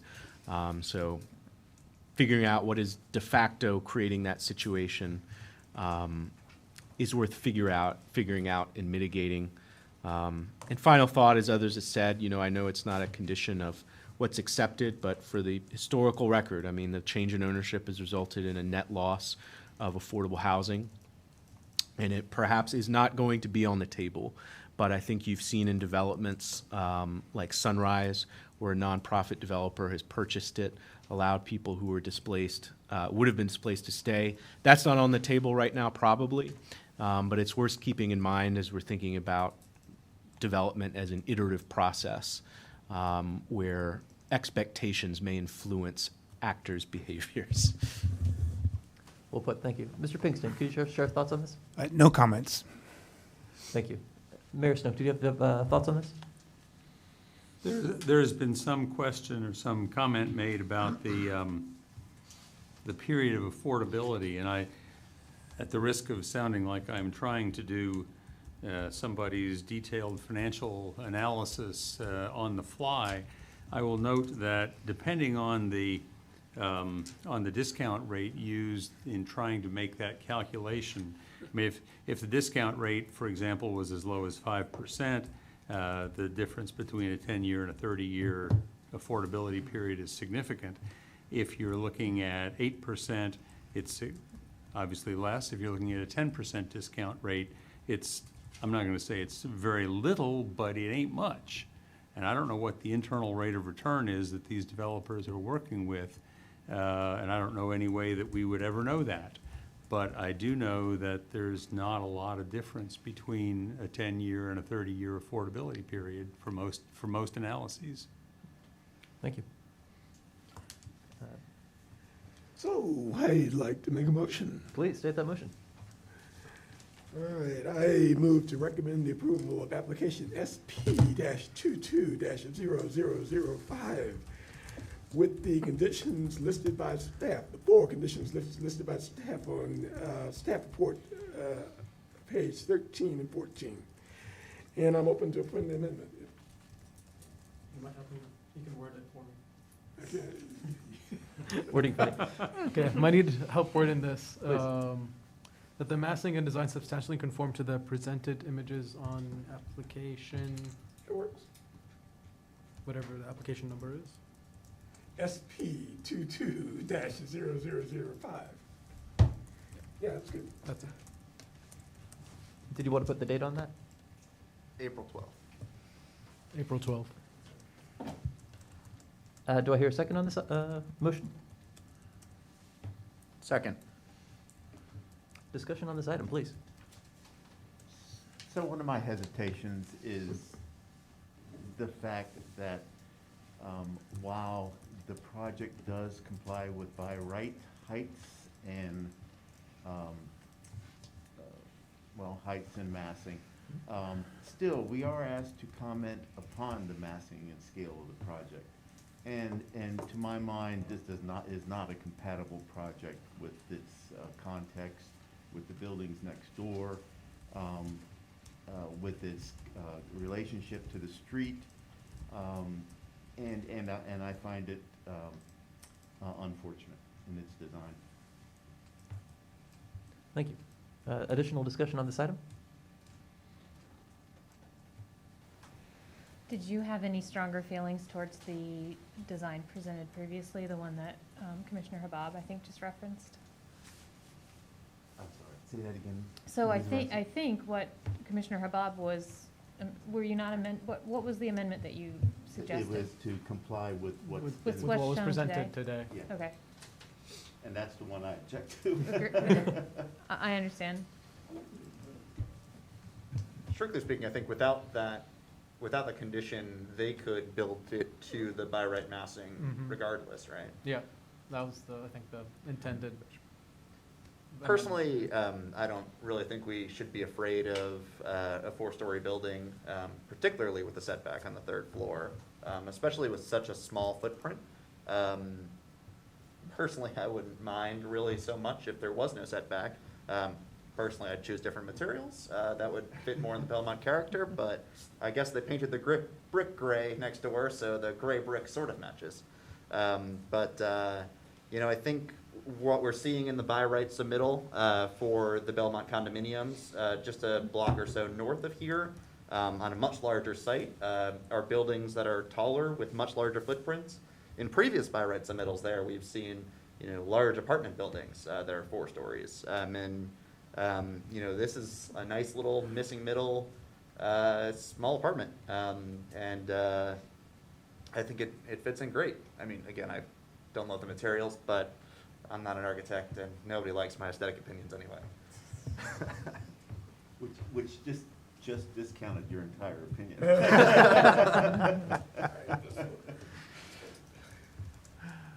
I think we may be ready to vote. Ms. Creasy, could you please call the roll? Sure.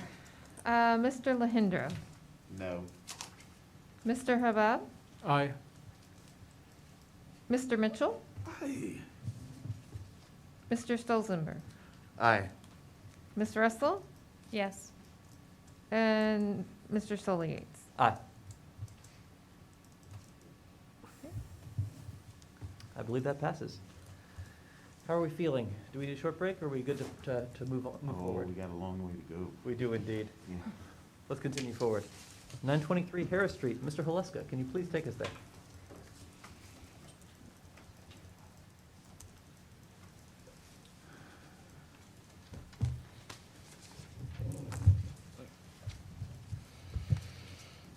Members of the commission, this is a special use permit at property located at 923 Harris Street. Make sure I get that right, because I always mix up my Harris's. Harris Street, yes. There's an existing structure on the property. It is a family house that has been vacant for some time. The property is zoned industrial corridor. The request before you is for additional residential density up to 62 units per acre. The reason this did not come before you is because we had the wrong number for the issue, for the density. Staff has reviewed the application. Really, the only issue that's arisen in the discussion was just the access to this and the parking. The applicant's build-out would have a requirement of 8 parking spaces for the residential units, plus a small art studio space on the ground floor. They are utilizing reductions in the code to get down to 7 units required, but then are requesting a waiver of 1 of those spaces. So they would provide 6 spaces on site, and you would be being asked to reduce that down. As staff has noted in the staff report, there is on-street parking on Concord, which is 1 lot to the south of the site. Harris Street does have, in this area, does have bike lanes, and this would, as a part of the build-out, they would extend an existing sidewalk that is on the adjacent property. To answer Commissioner Mitchell's question from the pre-meeting, the site, when you look at it, there is an alley, a platted alley between the doggy daycare, or the pet daycare, and this site. It's about 20 feet wide, and then the rest of the grassy area that you see there is contained within this site. So this will be, as a part of the build out of this, you will have a building that's a little wider than that existing structure. I think that's all I have, and so I'm happy to answer any questions you may have, and the representative of the applicant is present and does have a presentation. Mr. Mitchell, do you have questions for staff? Mr. Abad? No questions. Mr. Alhinder? What is that alley for? Right now, it's grass. In many cases around the city, just from an informational standpoint, there are lots of alleys like this that were platted at once upon a time with possibly some interest of preserving access or providing access to the rear of properties in some cases, and were never used in that manner. So that's there. I was just wondering if it was intended or it represents a historic access to something that is gone now, or, okay. Yeah. Or not the residence that's behind this property. No, and yeah, you did ask a question about that. And so if you look at our city's GIS mapping, you'll notice that the small engine repair facility to the north of the project, that building is actually pretty much on its it's on the side lot lines. It has almost no side yard. Okay. And so that parking area that you traverse to get back there, that's actually the right of way for Cynthiana Avenue. And the house behind it is addressed off of Cynthiana. It's not very formalized, and I'm guessing it's probably not a publicly accepted street, given its condition, but it is a public right of way. Yeah, especially with the customers for Greenwood, the parking lot. That's, yeah. Thank you. Ms. Russell, please. No, I have no questions. Since the subject of the day, do we know the square footage of the commercial area? I would defer to the applicant on that one. Fair enough. Mr. Palmer, do you have questions on this one? No questions right now. I did have to convince myself by looking on Google Maps that there wasn't actually a house there. It is one of those lost lots on Harris Street that I'd never realized was there. I want some pie. Me too. And I have no questions. Thank you very much. Mr. Payne, do you have questions for staff? Yeah, and maybe I missed it, but clarify what is the property that is behind 923 Harris Street? It's like 604. It's like 604 Cynthiana. It is a single-family residence, although the tax assessor's records have the use code as multifamily, so I'm not entirely sure what that discrepancy is, but I believe it's a single-family house. I'm familiar with it just because it was an adjacent property to the pet care facility, which has gone through at least 2 special use permits in my time. Has there been any analysis at all of how, if at all, this development would impact access to that property, as well as just like any other impacts that it could have on that existing residence? No impacts to the access of the property. That property has could avail itself of the alley should they want to. I don't believe an alley closure would go through a separate process. So if this applicant wishes to close that alley and obtain that space, they would have to get the sign off of that applicant, of the owner of 604 Cynthiana. They also have frontage along the Cynthiana right of way as well. No other questions at this time. Thank you. Mr. Pinkston, questions for staff? No questions, thank you. Thank you. Mayor Snow, please. I have long been concerned, and I was concerned when we approved the project that's up at the end of Harris Street, that we are taking land that is zoned industrial or commercial and putting it into a residential use at a time when I think the long-term economic health of the city requires us to have some non-residential uses. And one of the concerns that I have is that to plunk down an apartment building into the middle of what could 10 years from now be a very productive industrial or commercial use of some sort is likely to be something that gets in the way. And I wonder whether it is wise for us to be creating things that are likely to get in the way of what I suspect some years down the road is going to be a very different kind of development. So I don't know whether anybody at the Planning Commission level has thought about that or is concerned about that. Council certainly hasn't talked about it as a whole, though I've kind of mused about it from time to time.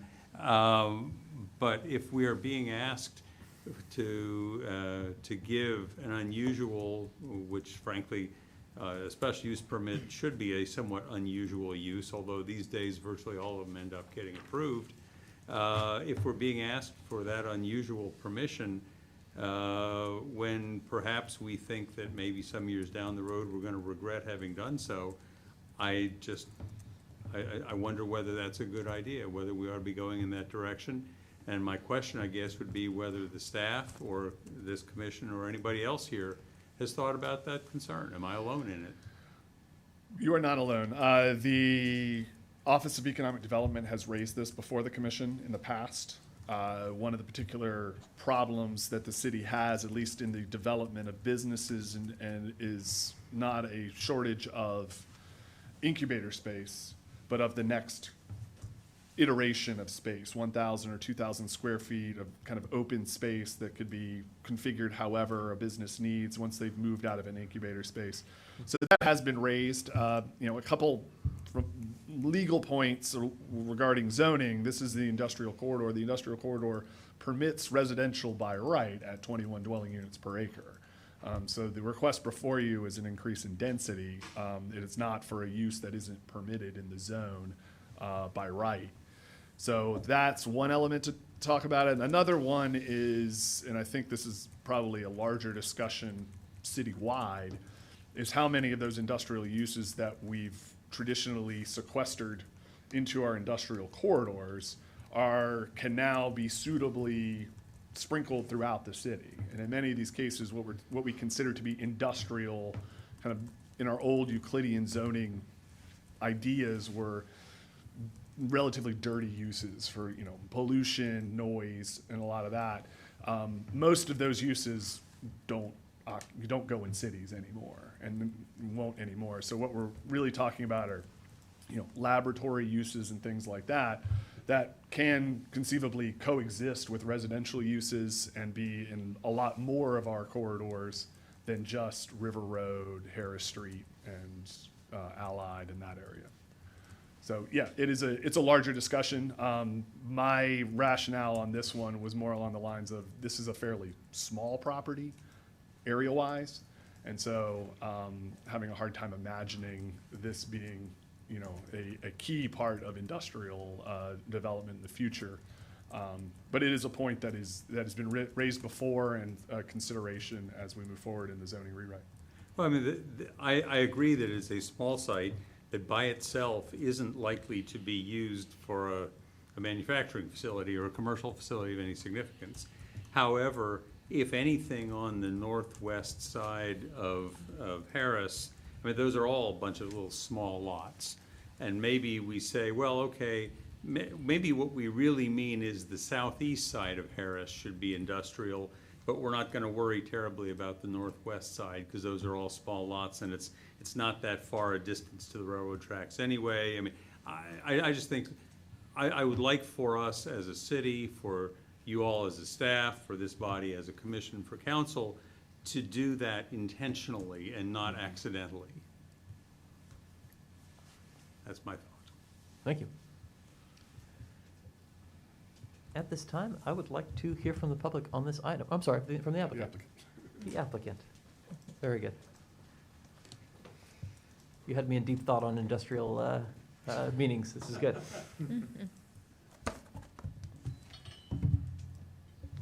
Good evening, Chair and members of the Planning Commission. My name is Kelsey Schlein. I'm a planner with Shimp Engineering, here representing 923 Harris Street LLC, the property owner and applicant. Here with me tonight virtually is the property owner and project architect, Carmel Greer. And so I'm going to do a brief introduction to the project. I have a few slides prepared for you this evening, and then I'll turn it over to her to speak a bit more about the project and maybe touch a little more in depth on the commercial space, the size, and what's imagined in this building here. And also on the call, Justin Shimp, the project engineer, is available as well. So if I could get my slides, that would be awesome. But I guess while the slides are being pulled up, and the fourth slide that I have might be the best to speak to this just because it's an aerial image. But, you know, I'll just kind of start with the alley questions since that's what has come up so far. So the alley adjacent to the property was actually closed, I believe, in 2014. So, you know, when an alley closure takes place, as Brian said, that's a public process. And so that, you know, all took place. And when the 15-foot wide alley closure was closed, half the alley goes to the adjacent property owners on one side, 7.5 feet. Half of the alley goes to the adjacent property owners on the other side, so this subject property. Immediately after that alley closure was done, the property owner who owns what is Pampered Pets acquired the 7.5 feet adjacent to this property. So there is no alley adjacent to the property. That is not how the residents behind this property access their unit that is entirely owned by what is currently occupied as Pampered Pets on the property. And so their property boundary, there's no alley separating this property and Pampered Pets. That's a shared property boundary. And then at the, I'm sorry, Pampered Pets, excuse me, Pet Paradise. Helpful to have my label in front of me. In the kind of rear of the site too, there's also a fairly wide railroad right-of-way as well that they have a lease agreement that they're occupying in that space back there. So just to explain like the property context and the ownership and what exactly is going on immediately around the site, the alley was closed a few years ago. So thank you so much for pulling up the slides. So the property here, 923 Harris Street.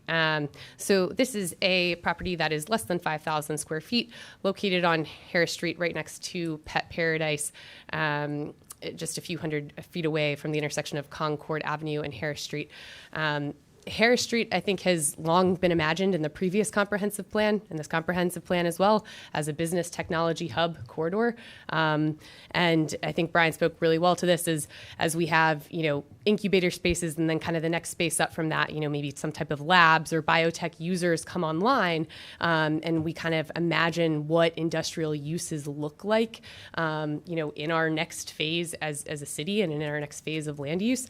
Residential uses can coexist very well with those type of uses, and a lot, you know, they will most likely be employees and maybe want to live close to their place of work. So Harris Street is very much an axis that has been anchored by development at McIntyre Plaza and development over the last few years on Preston Avenue. And so I think although this has been a long imagined vision for what this road could be. I think now that those two anchor points on each end of this axis have kind of start to develop, have redeveloped, I should say, to have much more commercial and residential activity over the past number of years. I think we'll kind of start to see some more development proposals come forward on Harris Street. So next map, please. Or next slide. So you can just see, so the property is zoned industrial corridor.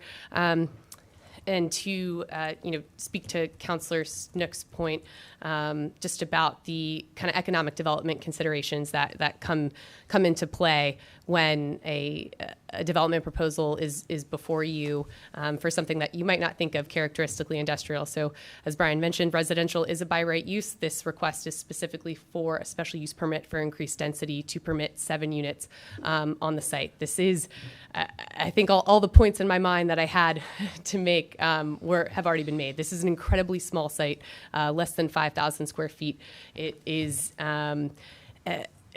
not ideal for some type of more comprehensive redevelopment. And, additionally, I think that most of what we would, I would say, typically imagine as industrial uses have taken place on the other side of the street, like where, the concrete operation and those lots, the larger lots, the depth of them just kind of lend itself better to those type of uses.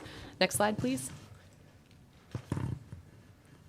So you can see here, just in the context of the recently adopted future land use map, it's designated business and technology mixed use, which calls for light industrial and production uses with other commercial and residential uses where appropriate. We think this site is incredibly appropriate for residential use. It's been used as residential since 1920 as a single family dwelling. And, we think this is an opportunity for this property to serve 7 households in the future and moving forward. Next slide. So just site context, and this is just a little more, this is the slide that I was just hoping to speak to about the alley. So you can see GIS still shows the alley is open. That's probably causing some of the confusion. And so just explaining that it is that property boundary between Pet Paradise and the property, the subject property, that alley has been closed. Next slide. Just looking at the site context here, there is an existing single-family residential dwelling. That dwelling has been vacant for some time, and I'll ask Carmel to speak to this later on if she has some more info related to that. But from my understanding of it, the property was under one family's ownership for a period of time. The individual who lived there had since passed. The property went into an estate, and that is how the property was acquired by the current owner. So it has been vacant for a good bit of time, and just moving forward, we really see an opportunity for how this can continue to serve future residents in this area on this particular property. Next slide. So looking at the concept plan here, the building footprint, since it's a small site, 5,000 square feet, is occupying a majority of the site, of course, but we do have a fairly generous setback off of the rear, just to offer a little bit of relief off of the property that currently has an existing single-family dwelling on it. But behind the property, I will say the structure that is on that property is much closer to being behind the Gingrich building rather than directly behind our building. So it's more so of our rear yard is kind of aligning with their rear yard in this proposal. So there's just one point of ingress and egress here from Harris Street. The parking will be underneath the building. The proposal is for parking on the first floor with 3 stories above. Then just an additional proposal, as Brian mentioned, the code offers a parking reduction in the code itself for providing bicycle parking. So just conceptually showing how that all would lay out on this site. Next slide. So there are transit opportunities somewhat nearby in this area, and I think that just as more residential development comes online and there's more of a need for transit in this area, I'm sure that additional bus stops will come online in the future, but this is just kind of just showing the existing transit infrastructure in the area and how residents could access nearby transit stops. Next slide. There is relatively good bike infrastructure. The Harris Street bike lane project accommodated bike lanes and climbing lanes, especially on the hillier portions of Harris Street, to allow bikers to safely maneuver up and down that corridor. So there is a bike lane in front of the property here because we're on a hill, and that's one of the climbing lanes that was implemented. In adding this development here, there won't be any compromise to that existing bike lane. And this is just also calling out the nearby amenities to the site, being Shanks Greenway, which is fairly close, and then Washington Park and Jackson P. Burley Middle School amenities there. Next slide. The additional project details, the city code section 34162 does permit applicants to request parking modifications to requirements in the ordinance. And so when applicants are making a special use permit request, and so with this special use permit request, we are requesting to reduce the parking requirement by 1 space, just given the available on-street parking on Concord nearby. We feel that that's validated, and just also given the nature of the relationship between the residential and a potential commercial tenant, where there could be kind of complementary users there, where residents and the commercial tenant are somewhat sharing spaces, where if a resident is not using the space during the day, the commercial tenant is, and then when the commercial tenant isn't using it at night, the residential tenant is. So we do feel that the 6 spaces provided with this, just given the context available on-street parking, that we can meet the parking demand with this project. Next slide. I think that's all. If it's we're getting the loading thing, that is all that I have for you for my presentation. So I will ask Carmel if you would like to say, just speak to this project and perhaps speak a little more, because there was a specific question about the commercial square footage and imagined tenants in that space.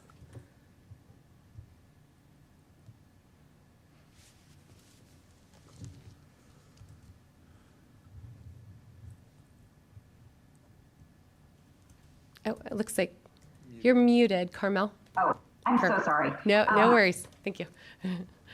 Hi, so my name is Carmel Greer, and I believe Kelsey covered most of the salient points. I just want to, with regard to the alley questions, the alley was closed and sold to Pet Paradise prior to us being involved. So unfortunately, I would love for that alley to be open, but it's not, and it's owned by somebody else. So I think that with regard to the industrial corridor question, as I moved here recently from Washington, D.C., and, I was really struck. I absolutely love and adore Mcintyre Plaza, and particularly Circa and the bread shop down there. And, it does feel very disconnected from the rest of the city. And in my mind, to have a really successful industrial corridor, a variety of uses, which are part of the zoning code, would really help facilitate movement from Mcintyre Plaza, up to Preston Avenue. And in terms of creating a walkable, vibrant city, I really think that, a street like Harris Street as a connector that has, a variety of uses. I think Harris Street is really right now characterized by really useful industrial, great things like Southern States, but it's also characterized by a tremendous number of vacant parking lots and lots that are just kind of weeds. And, in the case of this house, a house that it can only house one family, well, actually it's in a state of disrepair anyway. But so I think the idea that Harris Street could be a really wonderful place to be would actually help abet the city's goals for that corridor. And I also think that the Preston Avenue area is also full of vibrant, fun things to do. And, you know, so the idea of connecting, using Harris Street as a connector, I think is a really wonderful thing that, you know, we would like to do. So, and then I think also just as an outsider kind of coming in, you know, Charlottesville is obviously sorely lacking in housing, and there are a lot of sites where people really clearly don't want housing to be built. And this is a site where it's so small. You can't even fit the core necessary for a lab or something like that on this site. That's just not viable. It's actually very viable as a mini storage site. I don't really think the city's desperately needing more mini storage. There is demand for that because of the students, but you know, I think providing housing would be a much more noble endeavor. And so, you know, I think that it's rare to find a site where nobody really has a big objection to housing on the site. And so I do think that is an asset that Harris Street has, in that, you know, people are not offended by the notion of additional housing here. In terms of, you know, I'm an architect. I would love to create an art space within the building. I think, you know, the size of that space, I think, will somewhat depend on as market conditions change, but we're thinking like a 700 square foot area that would be artist studio space. Thank you. That's all we have for you. Mr. Mitchell, question for our applicant? Mr. Habab? Yeah, I had a question on the planting, the landscaping. Did you consider, are those shade trees on the sidewalk, or are they like medium trees? We had, I believe they're shown conceptually as kind of a medium or even an ornamental in the back. They're clearly showed as shade, but as far as, I mean, we're going to comply with the ordinance and what we have to provide along the street frontage. My other question, I mean, you mentioned, you know, to help make Charlottesville a walkable, bikeable city, it'd be nice to have those improvements on that side. Most of, you know, the sidewalk addition is in the curb cut for the parking. I was wondering if you considered some kind of textured, either stamped concrete or raised sidewalk to reinforce that the pedestrian access.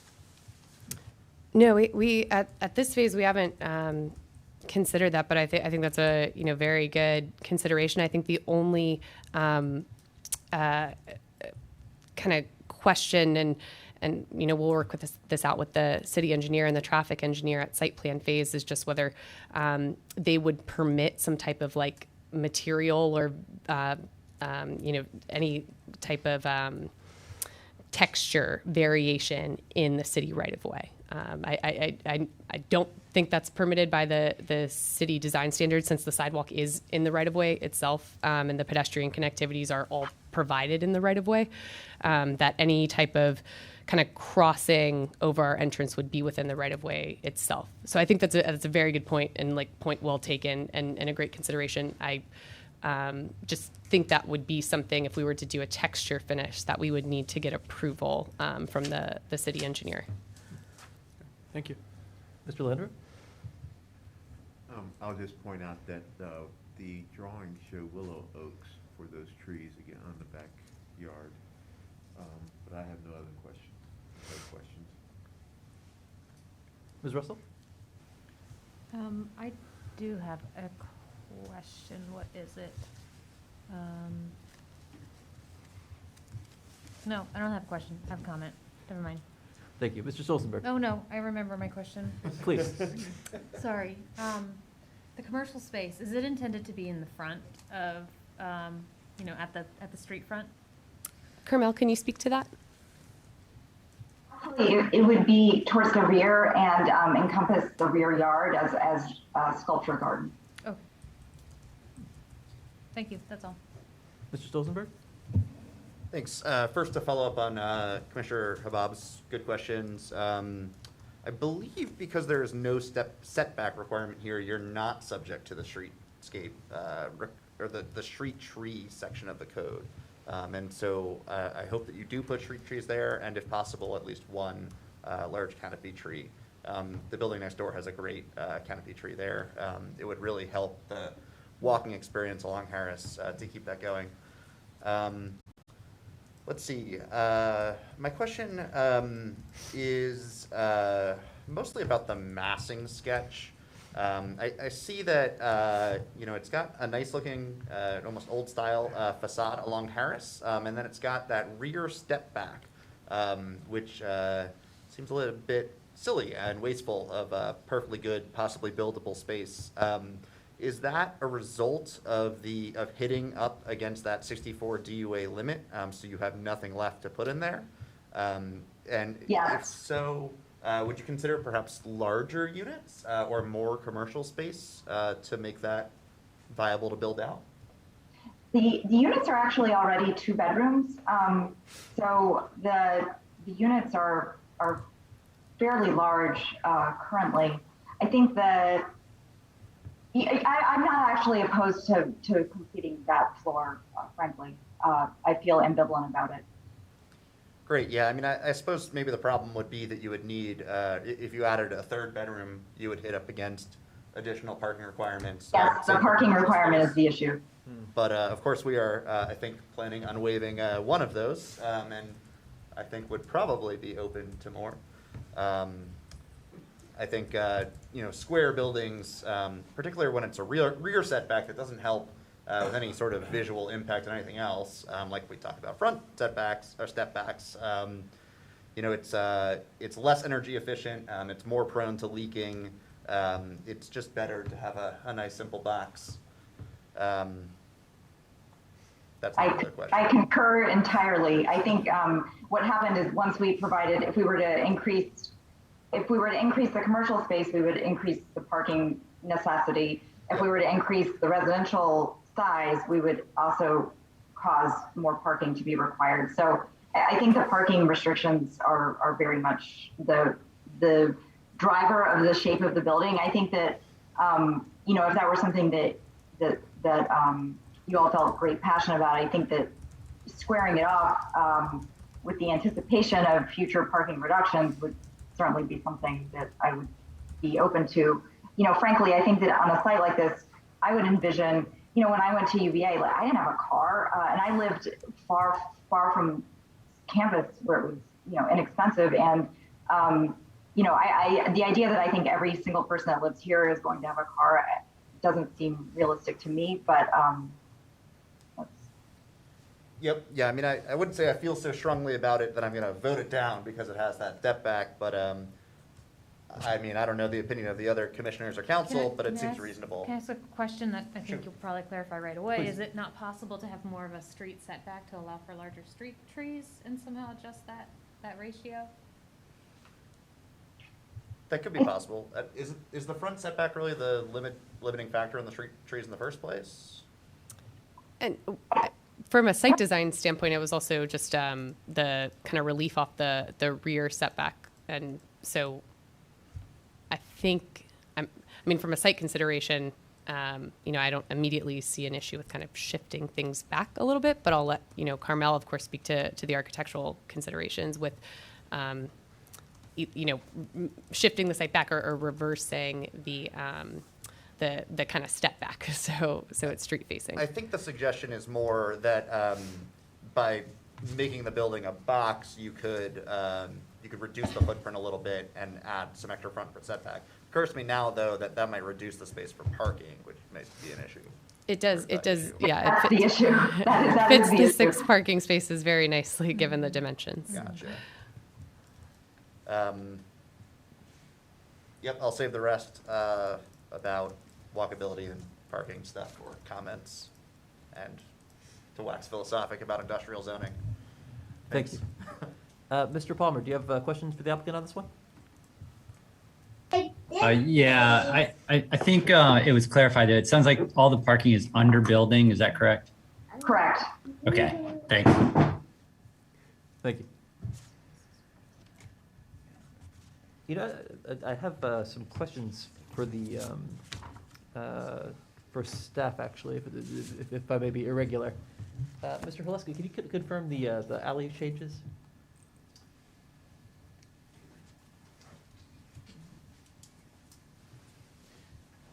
Not with 100% certainty because I don't recall. I vaguely recall that alley closure, but it was, I think, handled at that point. It was handled by, was it something that would go straight through the attorney's office? That process has subsequently changed. The reason why it still shows up on the map is because even though you close an alley, until you actually move your property line and vacate your old property line, there's no cause for our GIS people to redraw those lines. So that would be the reason why, I spotted it and just said it was there. As I've been thinking about it more, I'm remembering, yeah, there was a sign posted there saying alley closure. Thank you. Can you clarify the canopy tree issue? Canopy tree issue, Mr. Stolzenberg is absolutely correct that if you are subject to a setback of 0 feet, or if you have a build-to line of 0 to 10 feet, you are not required to have street trees. Street trees, per our code, if they are on a plan, you should endeavor to have large canopy trees. And if you are required, that's the requirement. However, we do permit reducing to medium in the case of obstructions overhead or things like that. Certainly, if somebody would like to provide them, there's the availability to do so. Are there such obstructions in this case? I don't believe there are any overhead power lines in this situation, but that's not the only consideration. One of the other considerations is obviously soil volume and whether you have an adequate planting area for that tree to thrive. Chair, could I jump in? Please. Could we add a condition comparable to the one we added for the 1000 Monticello, saying that trees should be provided at least in conformance with what we've seen in the application? I believe so, sure. So that would at least get us a little bit of tree requirement. Not that I don't believe that you guys will add trees. Thank you for adding some clarity. Okay. Mr. Payne, do you have questions for the applicant? I have no questions this time. Mr. Pinkston? No questions. And Mayor Snip? Nothing further. Thank you. Thank you. At this time, I would like to hear from the public. Thank you. Thank you. All right. Okay, at this point, we have no in-person public remaining. So we will go directly to our virtual audience. And if anyone is interested in speaking to the proposal for 923 Harris, please raise your hand in the virtual application. And again, we don't have any phone folks at this point in time, but if we did, they would hit *9 and that would raise their hand. Again, anyone who would like to speak, please raise your hand. Chair, we don't have any hands raised. Hearing none, I'd like to close public comment. Thank you very much. At this time, I would like to hear our thoughts on this item. Mr. Mitchell, could you start us off? I'm ready to make a motion, but I think Mr. Stolzenberg wanted to wax poetic about industrial uses and things like that, so I'll let you guys pontificate for a while, then I'll make a motion. Thank you. Mr. Stolzenberg, please, speechify. Sure, yeah. Actually, first, I wanted to say how much I love Bodo's. And this is, well, half a block away from Biscuits, and, a quarter mile away from Bodo's and a grocery store. So I have no qualms with any amount of parking reduction. And if they were to add more useful floor area, that would trigger additional parking requirements. I would be very happy to allow reductions for those as well. Also, as mentioned, there aren't really any neighbor residences nearby who would complain about on-street parking. There are also probably a lot of parking lots that you could get shared parking at if you didn't want to actually get a reduction. As far as industrial zoning goes, I do think about having industrial zoning. God knows, every time I see Roger Johnson, he will not let me forget about it. But It's interesting. It goes in two ways. I think we need to protect industrial zoning in terms of having places for those blue-collar jobs in our city and in our community. And I think it's a good point that many of those uses are fairly compatible with residential nearby. And you know, as someone who works at a hardware company, I do very much enjoy taking a rental scooter to go to our factory over near there. You know, I think this is a small enough parcel, it's already residential, that I don't see a huge impact on the availability of that potential industrial space, but I think it is something to consider generally. The more interesting thing about the concept of industrial zoning to me here in this area is the flip side of protecting residences from industrial uses, which a lot of people say is the reason for zoning in the first place. You know, while this is the IC zone and not the MI zone, and so therefore supposed to be for more of those light industrial uses that are not as noxious, it also happens to be host to the most noxious and heavy industrial use in the entire city right across the street, the concrete plant, spewing out fumes, making loud noises, just not an altogether pleasant place. Maybe there's some benefits of having it in the city. You have concrete trucks not going quite as far on the roads to get places to deliver the concrete. You know, I think it really puts the lie to the idea that that zoning is there to protect residences from these potentially harmful uses with negative externalities. That said, you know, multifamily residential is by right in this zone. And all we're doing is allowing a couple more units. And of course, that use is already there. So to potential renters of this place, caveat emptor. They know it's there and they know they're gonna be across the street from this loud, smelly thing. And if they're willing to do it, to be a half a block away from an Ace Biscuit, you know, I guess that's their prerogative. I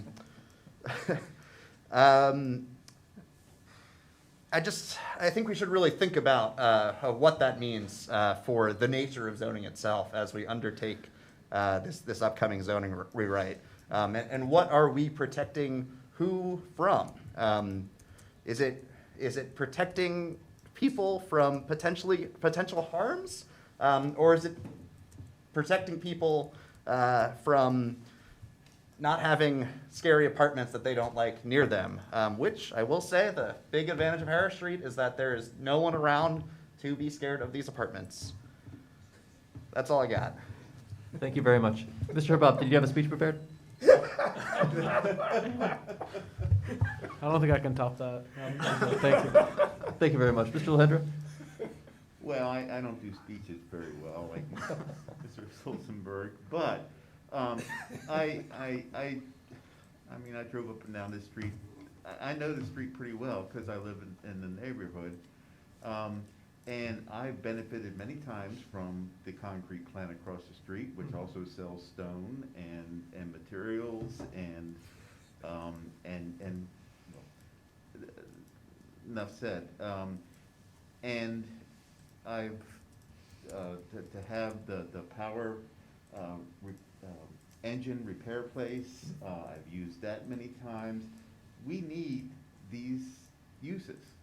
And we're losing them, and I think it's I question the vision of seeing Harris Street become a walker-friendly, more pedestrian and family-oriented place, and then suggest building a building that has no street trees and nothing but an entry into an apartment building. So and then to have buildings surrounding this one that are also aged, and I could easily see them to be combined. And I think we do need different sized lots for the kinds of industrial uses that are going on there. So I'm very disappointed with this application. Thank you. Ms. Russell, did you have thoughts on this? Well, my one thing I'll wax poetically on is that I would support housing over mini storage any day. I do understand this is a by right use and an increase in density, so I don't have any major opposition to this application. Mr. Palmer, did you have thoughts on this item? Not too many. I think I hear what people are saying about losing industrial, kind of this type of use on this property if it's developed as residential. One thought I had is, it's interesting. It's got the parking underneath, which is great. In a future where cars are not needed, that could be repurposed, for some sort of, additional space to support whatever the commercial space on the bottom becomes. So, you might have a little bit of flexibility there in the future. But that was my only comment. Thank you. For me, the comment that the parking requirements are driving the design absolutely hurts my brain. We need to get out of that world. I heard something about a motion. Oh, I'd love to do that. Please. I move to recommend approval of application SP 22-00004 with the conditions listed on page 12, the 3 conditions listed on page 12 of the staff report. And I'm open to a friendly amendment from Mr. Stolzenberg if you would like to add one. Is there such a thing? Yeah, I would suggest an additional condition requiring, at minimum, the streetscape trees shown in the conceptual landscape plan on sheet 6, submitted 15 March 2022. And I accept this friendly amendment. Do I hear a second? Second. Discussion on this item. I know that there's a motion. I'm very sorry. I should have brought this up in my presentation. If I may just say one thing. Briefly. Very briefly. Condition 2 says the height of the building shall be 4 stories above a floor of structured parking. If the commission would consider the height of the building may not exceed 4 stories above a floor of structured parking, instead of the wording shall be. Why? Because it is actually a 3-story building over structured parking. And so we don't want to commit to a certain height that's actually not a total. I'm very sorry for not bringing that up in the presentation and interjecting in the middle of the motion. Mr. Oleska, can you give us some clarity on this issue?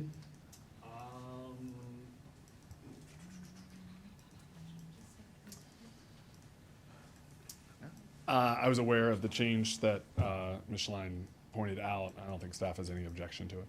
Thank you, that's helpful. Mr. Mitchell, what are your thoughts? I am happy with altering condition 2 as outlined by the applicant. Thank you. Additional discussion on this item, please.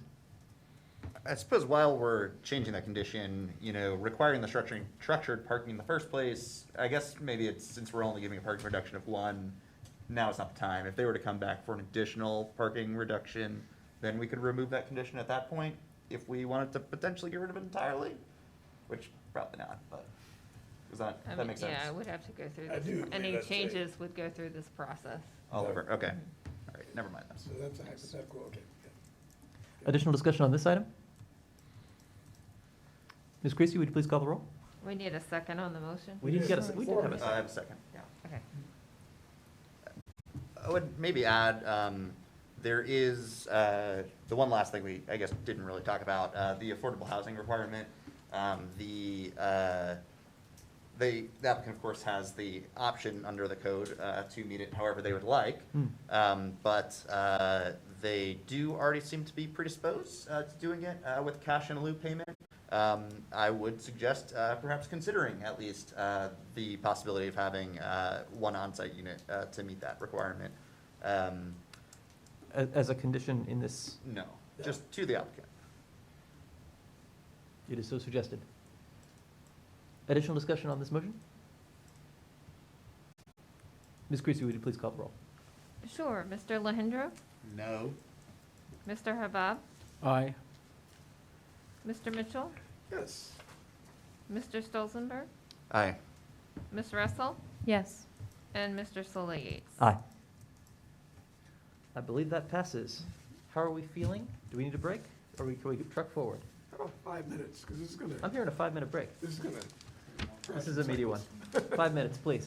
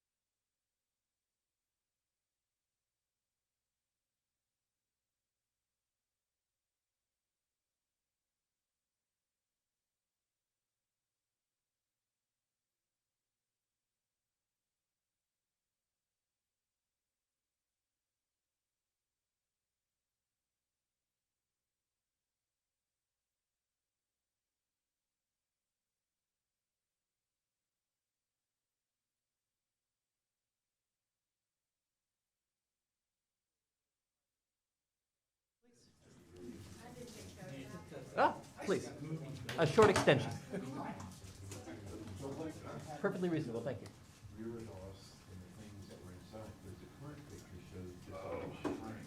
They took a lot just to the research on precedents and synthesis. So some things. Unless we're hiding it. Yeah, man. Come on down to rabbit hole with us, you know? We just really go. Hey, you know what? You can just come to the ARVs and hang out. Only if I get to use the plotter. We have a plotter. A plotter? Right? I don't know, I think Robert knows how to work with Big ol' it. printer. This he'll give you the secret code. I don't need one, I've got a drafting table. Roy, they're goldfish. Ouch.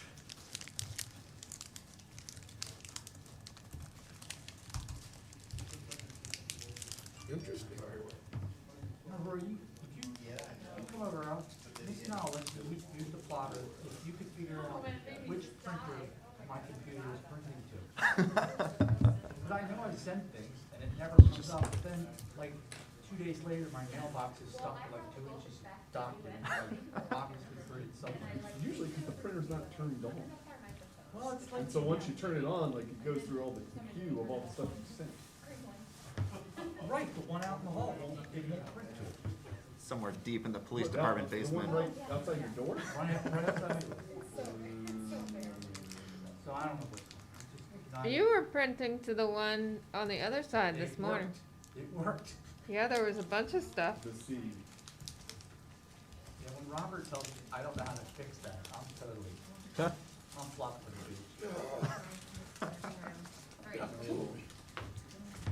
No, I'm curious.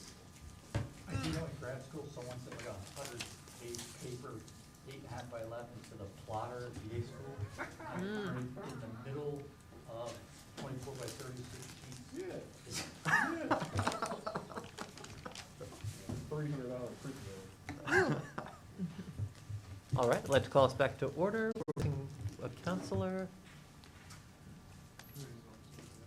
We have some infrastructure restrictions in this room. Please bear with us. There he is.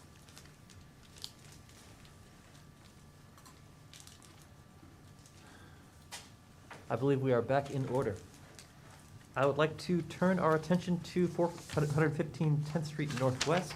Mr. Haluska, I believe, can take us there. That's me again. Members of the commission, this is a rezoning request for property located at 415 10th Street Northwest. It's also known as the Old Trinity Episcopal Church. The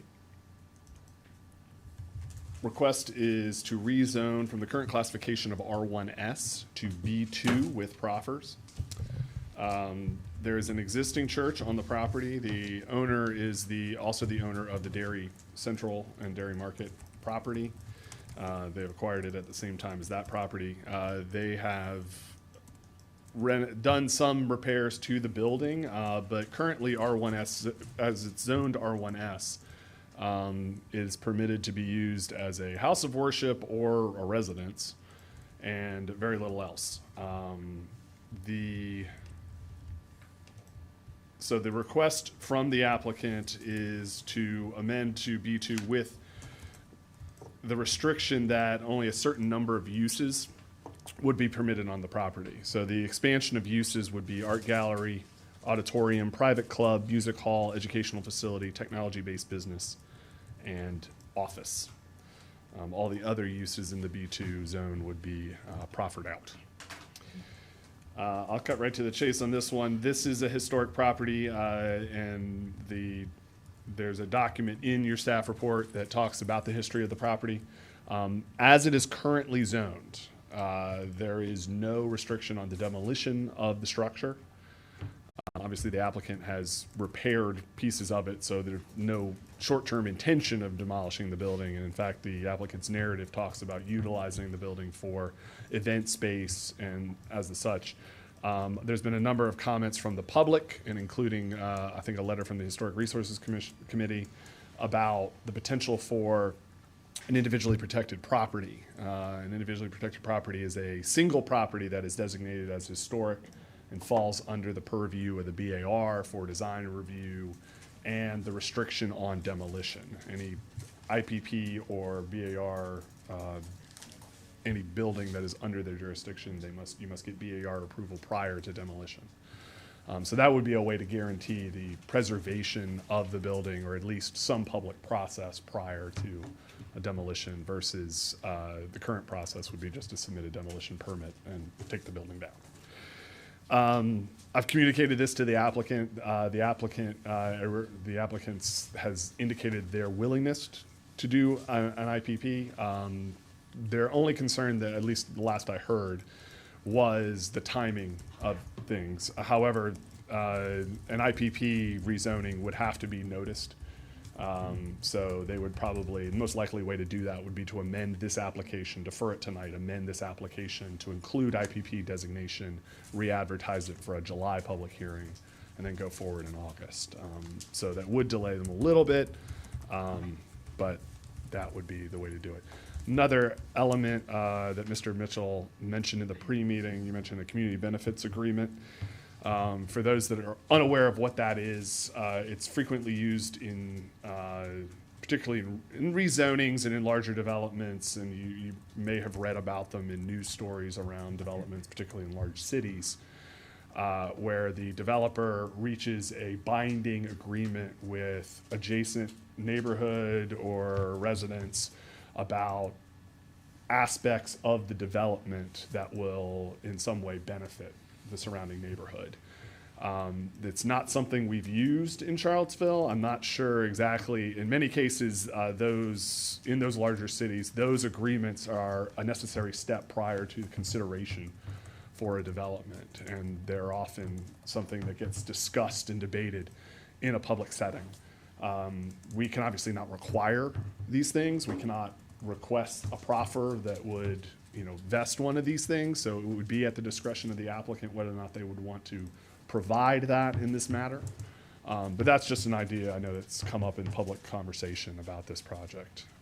So hopefully that deals with that. With that, I think I will entertain any questions you have. And there is a representative of the applicant virtual that I believe has a presentation. Thank you. Mr. Mitchell? I think you did a really good job of answering the questions that I already outlined, so thank you for that. I'll just go ahead and make a statement as opposed to ask a question, that it is my hope that this building, this edifice, can remain undisturbed. I mean, the way it looks and feels will not change forever. So I really do like the idea of chatting more about the IPP. But say we can't. There is no legal restriction, even under the new zoning, nothing that prevents them from raising the building and repurposing it based on the new zoning, right? Correct. There is, but they are still bound by the proffers if they raise the building and repurpose it. And if they sell the building and repurpose it, the new owner is still bound by the proffers. Right. Any proffers that are approved as a part of a rezoning ordinance are a part of the land. They go with the land. They don't come with the owner. So yes, 10 transfers down the road, the proffers are still there. The only way to remove the proffers, and this is a question that has come up actually in a completely different development that we're not talking about tonight, is some of these situations where we have proffered conditions on rezonings. If we're pursuing a general rezoning in the future as a part of our zoning map rewrite, Right. that's an issue that will need to be kind of considered at that time. If you do a general rezoning and sweep kind of all the proffers aside in that situation, how do we maintain those in those situations? So that would be a situation where the proffers would be vacated, lacking an action by city council to kind of do something like that that's sweeping and across the board. Any modification of the proffers would require the same process that we're going through to establish them: a public hearing, notice, all of those elements. So the question I was going to ask is, what does it take to get this thing designated a historic site? But I think you're suggesting that the IPP is a quicker and better way to do this? There's kind of two ways to do it. What we're probably most familiar with, what people are most familiar with because it generates the most amount of headlines, is when a new district is coming into, we're creating a new district, a new historic district. There's been a survey, and we've outlined the bounds of an entire area that's going to be designated. Obviously, we're sitting in one right now, the downtown historic district. It's our oldest historic district. There's a number of them across the city. But there are also, if you look at our map, single properties that are designated because the building on them is of note, and we want to preserve those. In this situation, I'd probably defer to Jeff Werner, who is in the room, about the suitability of a 10th and Page. I believe there is a 10th and Page historic district, I believe. Oh, no, okay, he's not even shaking his head, no. There's been surveys in this area, obviously.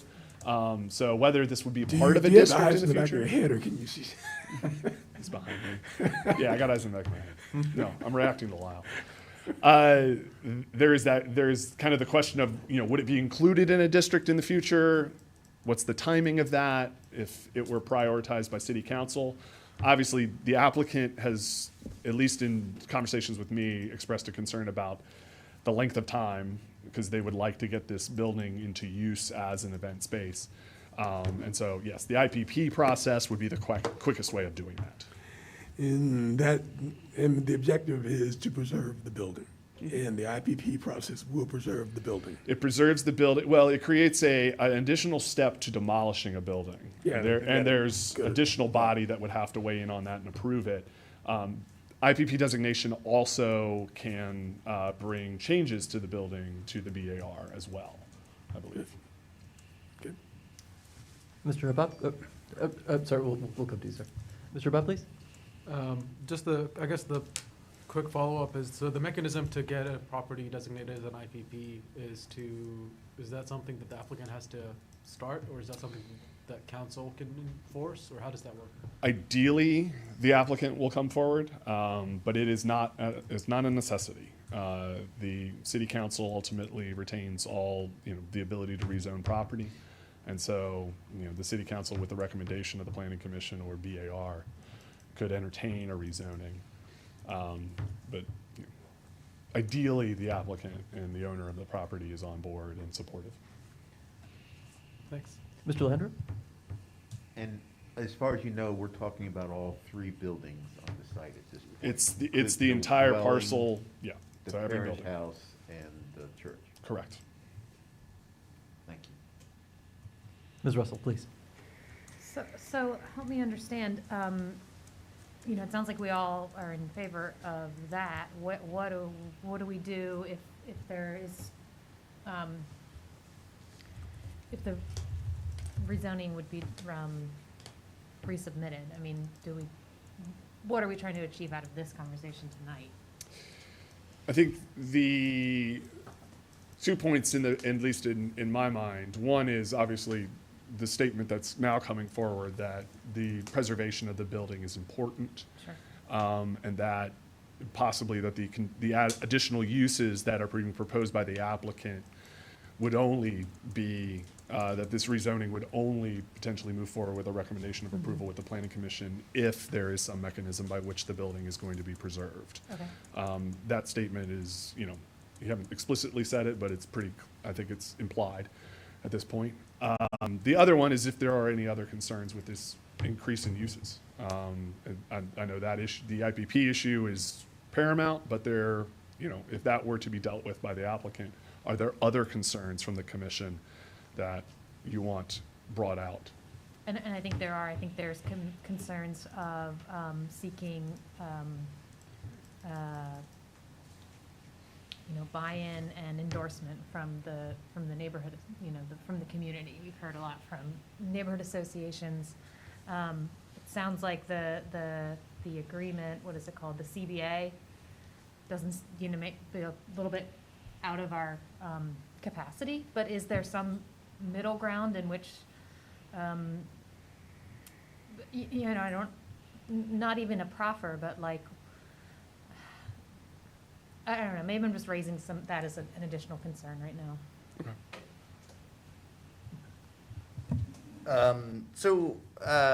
When you said the ideal situation would be that they come forward to request becoming an IPP, so they don't want to do it as part of this application, right? Because they want to get this done in time for wedding season, whenever that is. I think they might even be into it already.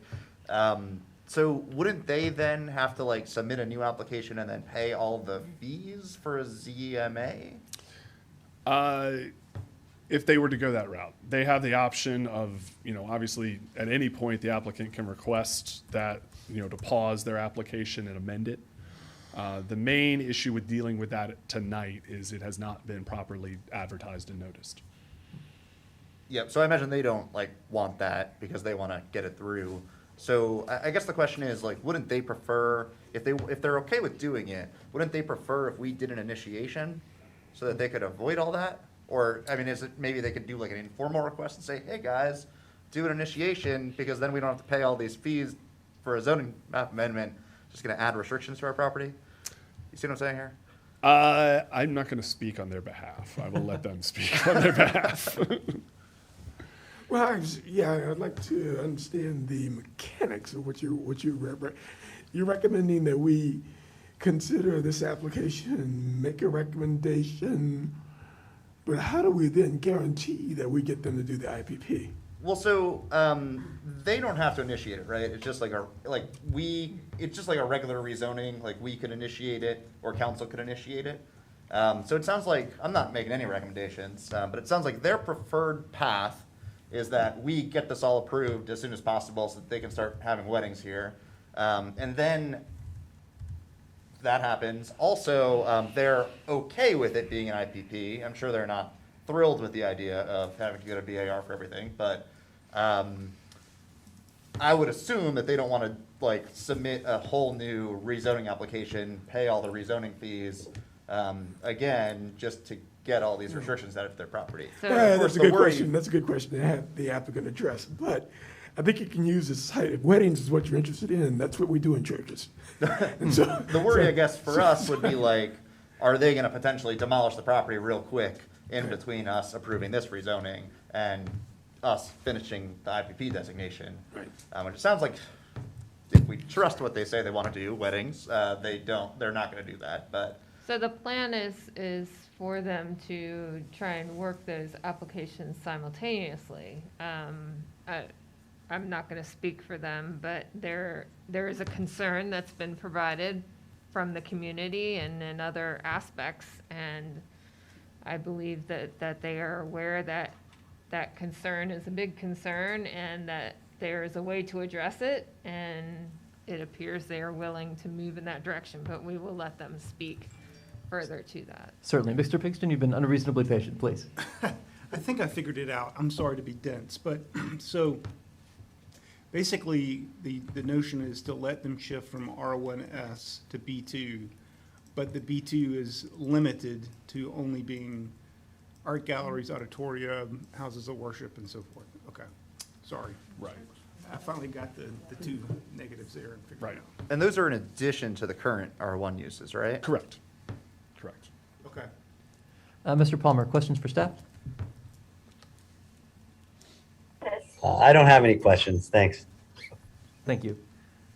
I think it's fairly clear, but my concern was process, but I think we've got a sense of that, and I think perhaps that will become more clear shortly. Mr. Payne, questions for staff? Yes, now I've lost the page number. But I believe one of the proffered conditions that would still be allowed is a technology-based business.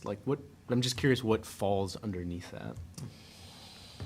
Or maybe that's best to hear from the applicant in terms of what they're intending by that use. Let me make sure that we don't, if we may very well have a definition of it. We may not. It's always fun going into 1200.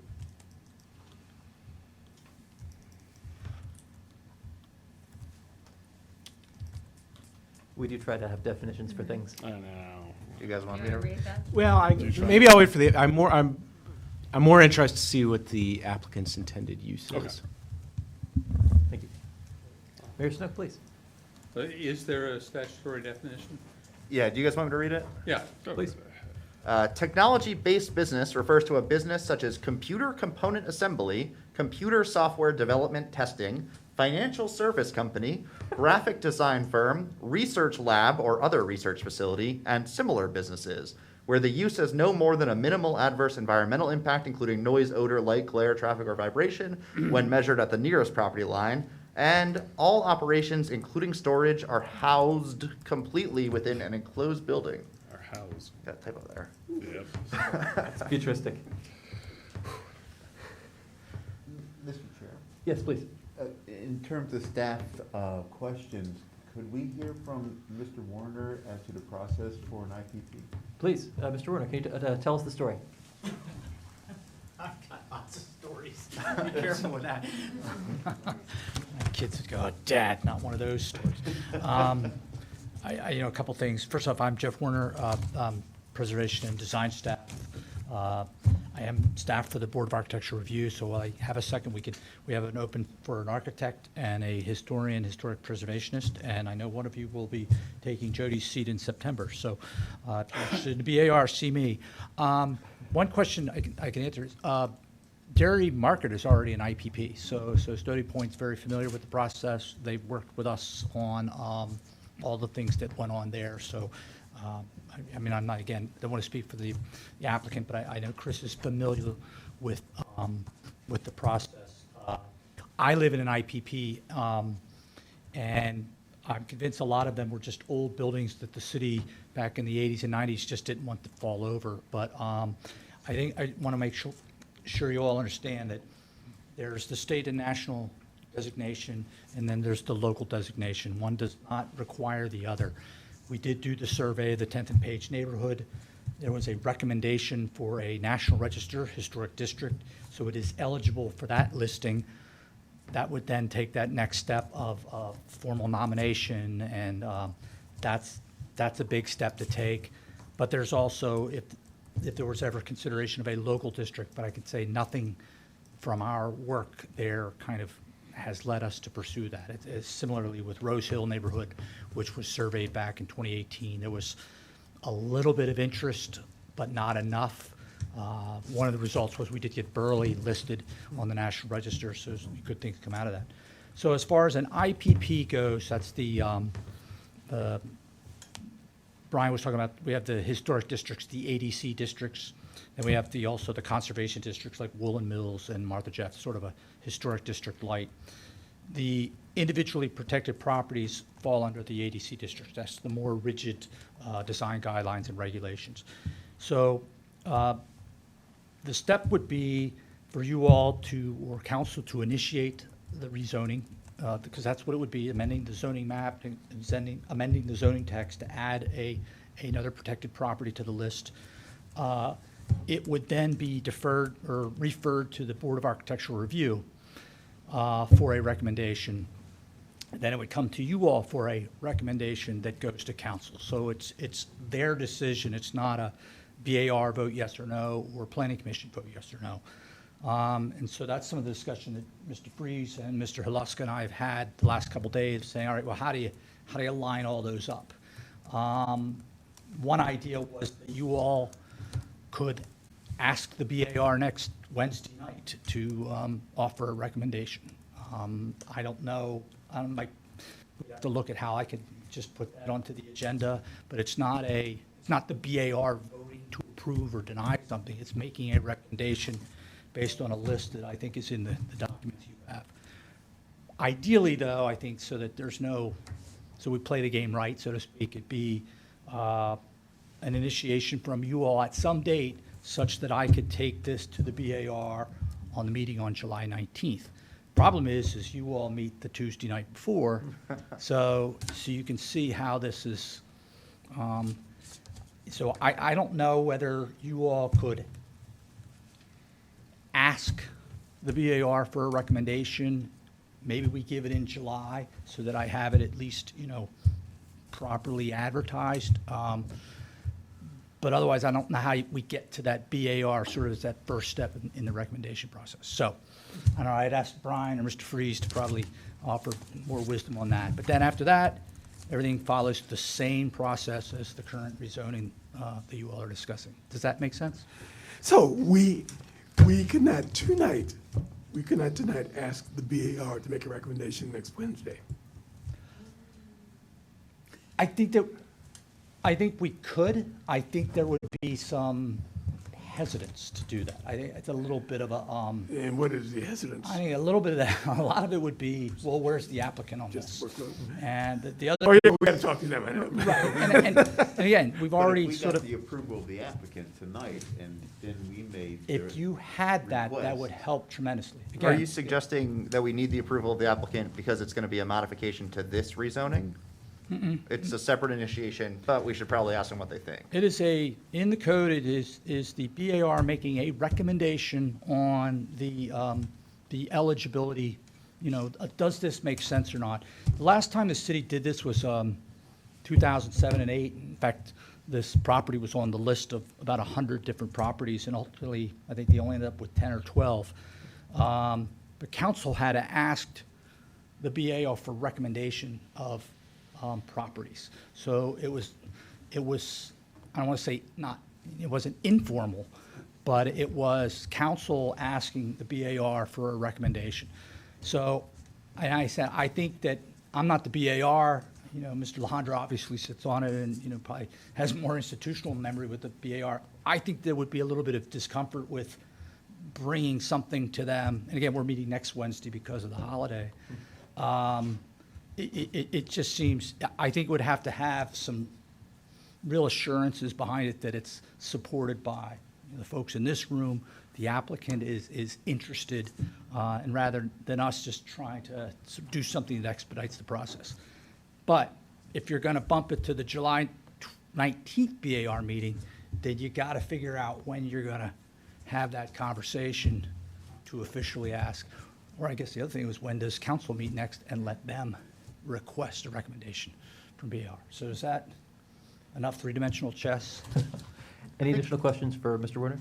I do have a question on not process. So we had, recognizing that the national district is different than a local district, and the study was for national register, right? No. I mean, yes, we've had kind of a policy of, if we're going to evaluate areas, let's get the formal surveys done, and that is the process is done through the Department of Historic Resources and their protocol. The other thing was, that was the big hole in a donut that we hadn't looked at, so it was a place in the city we hadn't reviewed. But so could the city's decision to establish an IPP really goes beyond, to me, whether this has state or local or state or national significance. I think its story is very much a local story. I think it's, in fact, I hate to say this about the architecture, but I think it's the story of that congregation that's almost more compelling than the buildings, although they're fascinating in and of themselves. So I think it's a story that's important to this community, and I think it's absolutely, completely appropriate to recognize that and acknowledge it, regardless of where you might be with state or national designation. Yeah, so that was sort of my question. When we did that study, this property was recommended to be contributing, but not an individually designated property. Of course, At a the national historic paintball register, arena right. across the street was recommended to be and is an IPP. Why, was it just because it's a local thing? No, it was recommended as eligibility for the National Register of Historic Places. It was recommended as a contributing structure to the 10th and Page Historic District at that national, level. As far as locally identifying it as an individual property, that determination of what was done at I'm sorry, I end up using too many acronyms, but the survey that was done for the Department of Historic Resources, I don't think, just don't even, it was great, but I think the local story, I could stand here right now and tell you why it should be recognized by the city, and for its local reasons. And I guess its connection to Palmyra, so. which is fascinating too. Let's call for Mr. Warner, I have a question. please. An IPP does not protect the interiors, correct? No. So do you have any concern with what would be allowed potentially as office or business or any modification to the interior of the specifically church or chapel? I mean, the BAR does not review, I often, have said this, and you've probably heard me say it, it can be a big giant room, or it can be a building with 1,000 apartments in it. It doesn't matter. All that matters is what's outside. I'm not asking that. I'm Yeah. asking if you have What's- any concerns. Do I have concerns? I can't. I mean, because that's, the zoning is the Right, but I'm zoning, proposing a solution, which would be if the parcel were split and certain uses were allowed on the parsonage and certain Oh. uses were not allowed on the church. That might be one way to go about that. I want to make sure, we also, and I know you know, Liz, is that the IPP doesn't put a bell jar over this thing. I mean, it allows alterations, it allows changes. It's just that the BAR reviews them to make sure that they are consistent with the historic character. So, and also the IPP designation is not it doesn't freeze it in time. It doesn't absolutely prevent it from being raised. So, but me personally, I from what I've heard about how the building is planned to be used, that's how we keep these buildings standing, because they have a purpose that's of value to the owner. And, in some ways, it's like, none of my business why they're doing it, but the result is if their use preserves that building and keeps it viable, then I'm all for it. But yeah, what goes on inside, the BAR simply can't be involved in. Sorry. Sure, but I'm not asking that. I'm asking if you, as a preservation professional, have any concerns about potential alterations to the interior of the church building. I can't, living in an old house, and I'm doing all I can to keep it from falling down. I sympathize. I guess I prefer to speak as staff and not, when I speak as myself, I take too many down the rabbit hole with me. The chair supports your decision. That's right, that's right. I just have another question. It seems to be like the elephant in the room, like we keep talking about weddings at the facility at this property, but where is that in the uses allowed under the B2 zoning? Private club? That would be under a house of House worship. of worship. House of worship. So house of worship is allowed in R1. Yeah. Right. That's what I'm saying. If that's what they want to have weddings, they can do that while we work through this. And there's one last piece on here. The criteria of the evaluation is sort of asking us about the current condition of that building. I don't know. I haven't been in it. I haven't been under it. If it's anything, my house, it's probably got some bad spots. So there's a lot of buildings in this town that look great, but sometimes might be because the paint's holding together, a side of something. So I don't want to presume to know what's going on with that building structurally, but that is one of the questions, and that's something I think that the applicant or the owner would have to probably share some information on. But again, I just want to say the most important thing for you all is if you want to move this forward is sort of determining that at what point and in what way you get this to the BAR for a recommendation. Thank you. Mr. Haleska, you seem to have some thoughts about wedding uses. Can you share those? Obviously a house of worship is allowed by right in all of our districts. I guess the element of that in terms of what constitutes an acceptable assembly within a house of worship, I think a wedding would probably be on pretty good solid ground. There's certainly the Religious Land Uses and Institutionalized Persons Act that we have to abide by, where a religious kind of assembly of any kind, if we would permit assembly for anything, we have to allow a religious assembly. I think what the applicant is striving for here, though, is the auditorium use, which kind of broadens out to non-religious events. If they're going to hold concerts, if they're going to hold stuff like that, I think they want to be on more sound footing zoning-wise. That and the music hall use. So that's really, as an event space, that opens up a lot of events that they could potentially host in the facility. So that, I think that covers it. that Is helps a think. non-religious wedding allowed in R1?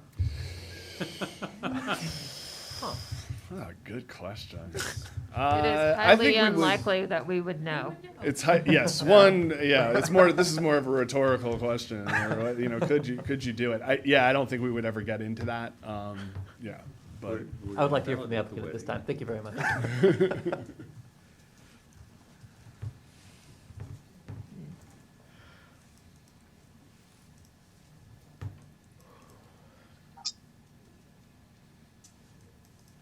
It's happening again.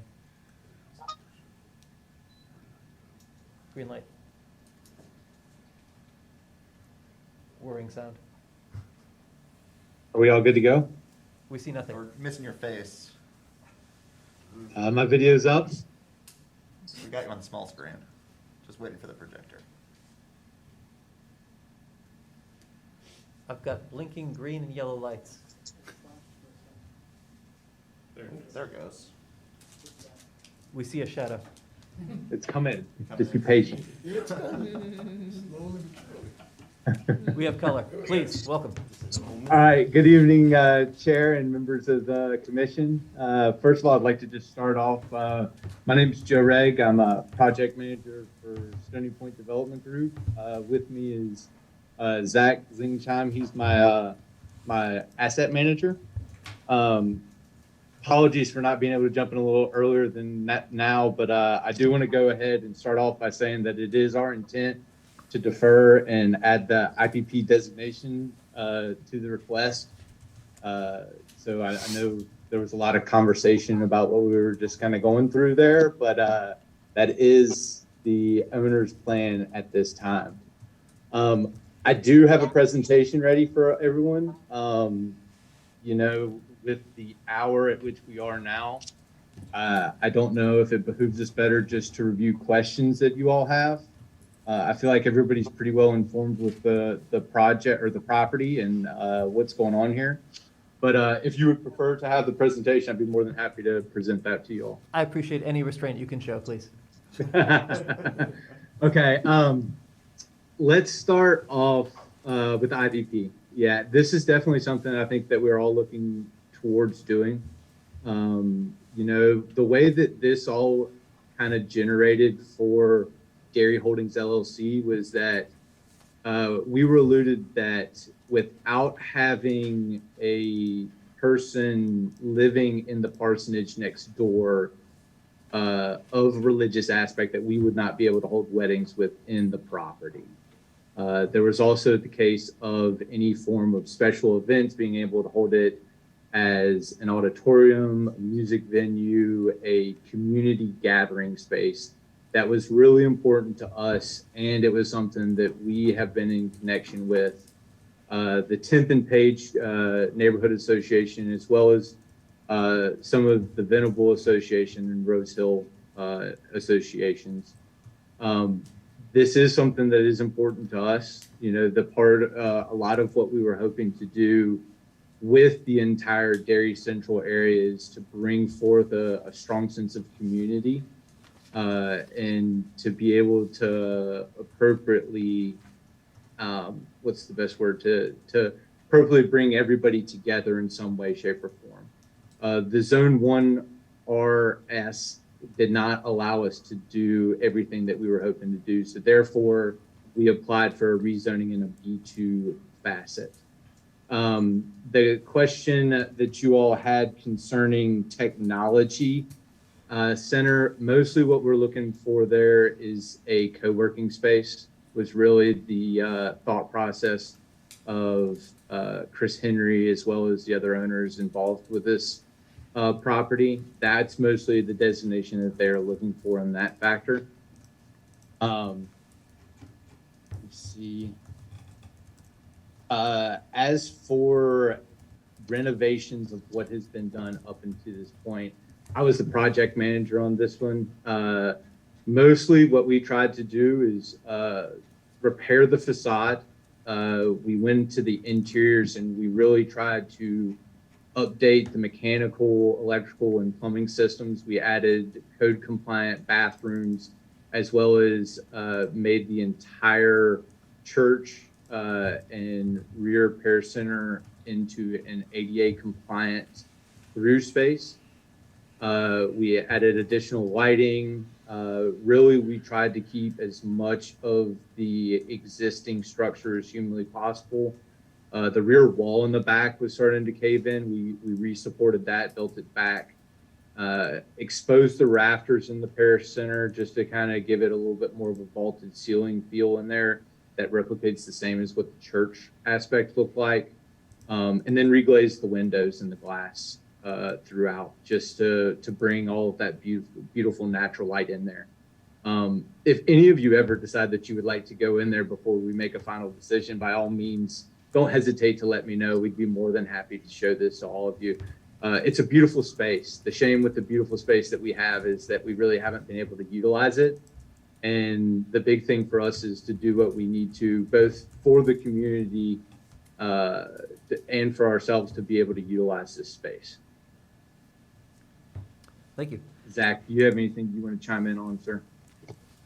No, I think just to add on, hi all, Zach Zingsheim. As Joe mentioned, I work with Joe Asset Management with Stony Point, and just, you know, I highly encourage, I'm new to Charlottesville in the last 5 months, moved into town here recently, and having been able to see the inside and the work that Joe and the team did, I mean, it really is stunning. And just echo all of Joe's thoughts and sentiments of being a place of engagement and connectivity with the community. And yeah, would echo his invitation though for any tours to see it in person, because it really is spectacular. Thank you. I'd like to hear questions for the applicant at this time. Mr. Mitchell? Maybe not for the applicant, but for staff relating to the applicant. What do we need to do to accept their request to defer? Do we have to vote on accepting that, or is there a request to defer all we need?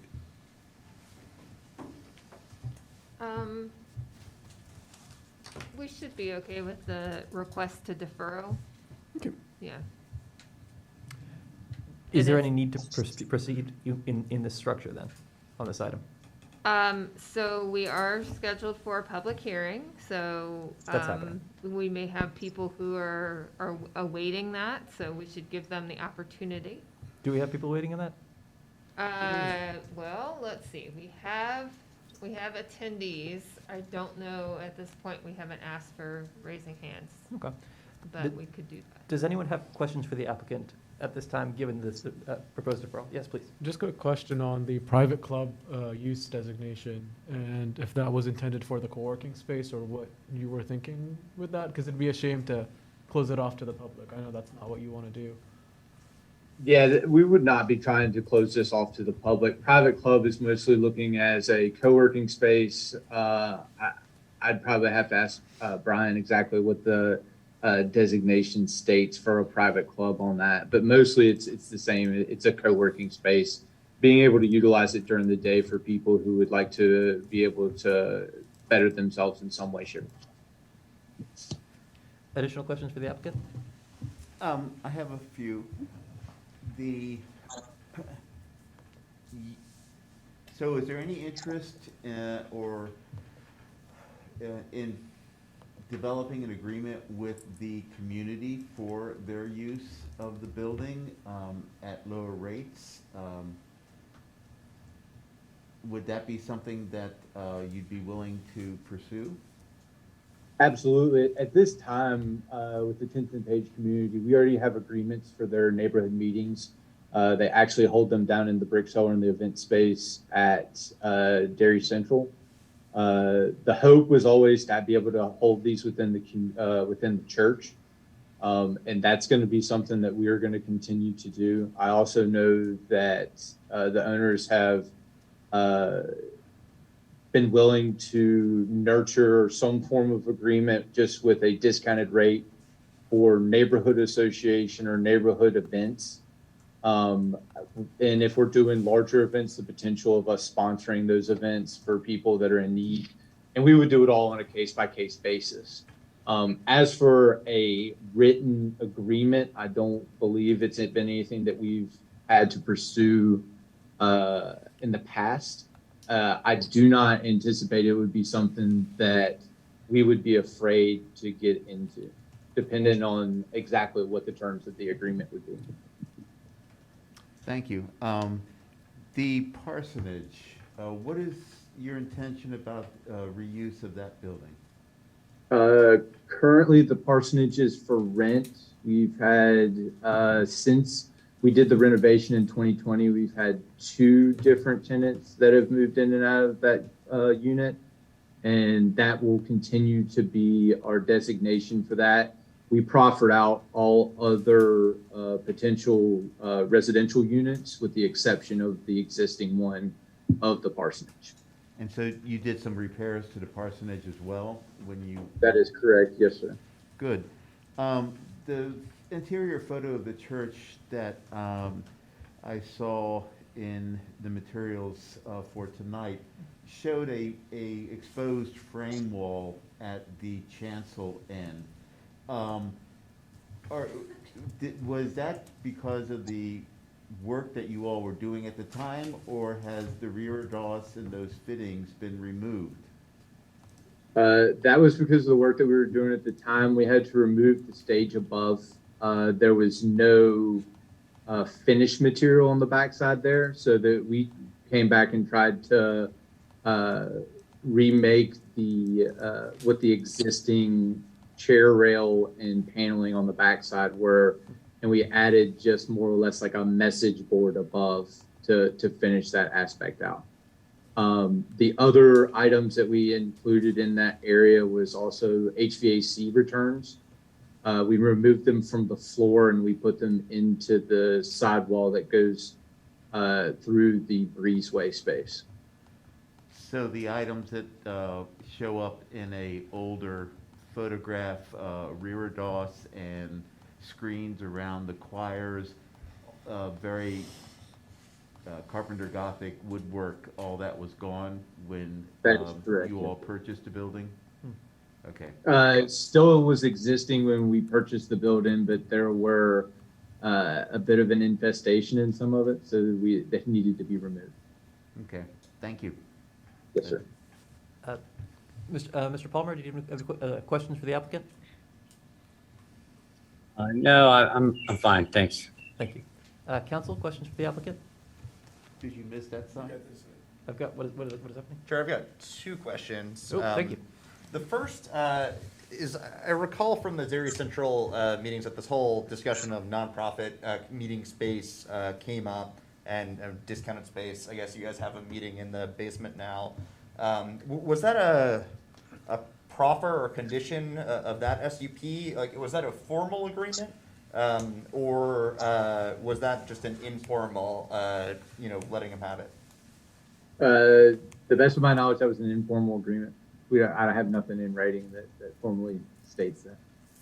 I do have several emails that I can refer to from a legal standpoint that say that this is something that we are willing to do and continue to do so. Gotcha. Yeah, I mean, I think that makes sense. Generally, I think at the Planning Commission and our council tend to like having these sorts of things written down so that in case property changes hands, obviously that's maybe less likely for Dairy Central and more likely for the random house and church across the street. It would be nice, I think, to have that sort of thing written down. Sure. The other question, maybe this is for staff, looking at the use matrix for B2, technology-based businesses is by special use permit. And so it would continue to be by special use permit so we can't rezone or proffer anything into being by right. So, all right, that maybe helps answer Commissioner Russell's question. It's kind of wild to me that offices are allowed, but graphic design businesses need a special use permit, but there we are. Thanks. Indeed. Last call for questions for the applicant? I have none.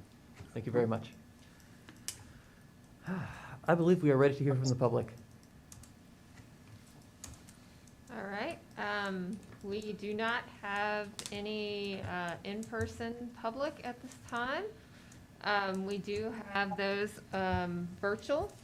So if we have any of our virtual attendees interested in speaking to this item, please raise your hand in the application.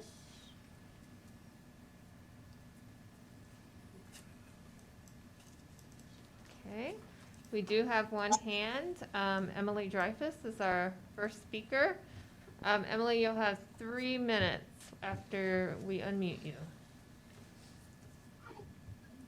Emily? Thank you. My name is Emily Dreyfus, and I work with the Legal Aid Justice Center as the community organizer, and we're located at 1000 Preston Avenue, right across the street, basically. And I was hoping to hear from residents of the 10th and Page neighborhood, because I have talked with several people and have heard concerns about the impact that Dairy Market has had on their neighborhood, especially related to parking. And I just want to raise that. I don't know if the original plans made it clear that Dairy Market was going to charge for parking, but I think that's had the impact of putting cars from UVA students and others visiting the shops that are parking. I mean, I know that they're at Legal Aid in our parking lot occasionally, but I think they're mainly in the 10th and Page neighborhood, and that's making life pretty difficult for a lot of the residents when they try to come home and find a spot. And then the other thing I would love to know more about is what is the communication with the neighborhood association, and whether this topic has come before them, what their feedback has been, and what the arrangements are for not just a reduction in price, but actually donating space to the neighborhood association, because I think that would be a positive step. Thank you. Thank you. Any additional? Do we have any additional speakers? Oh. We have an additional hand. Shelby Edwards is our next speaker. Shelby, you are on with the commission and you have 3 minutes to speak. Hello, good evening. I would just like to reiterate what Emily Dreyfus has shared. Also, my name is Shelby Edwards. I'm born and raised, Shelby Marie Edwards. I'm born and raised in Charlottesville, Virginia, and I'm also the executive director of Charlottesville Public Housing Association of Residents. In the 10th and Page neighborhood, FAR actually works with, in collaboration with the West Haven residents, and I certainly don't think that we have been made aware of, so I'm not totally sure what involvement there has been with the neighborhood. So I definitely encourage some community involvement. And as Ms. Dreyfus said before me, if we could talk more openly about how we're going to use the space, perhaps it is donated to the community for free use. I was not in leadership during the discussions of Dairy Market being built, but I would definitely be interested in to hear more about what community engagement looks like. Thank you.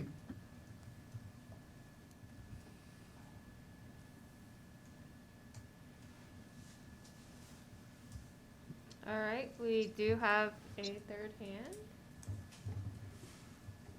Our next speaker is Carl Schwartz. Carl, you're open with the commission. You have 3 minutes. First, I just want to say thank you very much to the applicant for voluntarily offering the IPP status.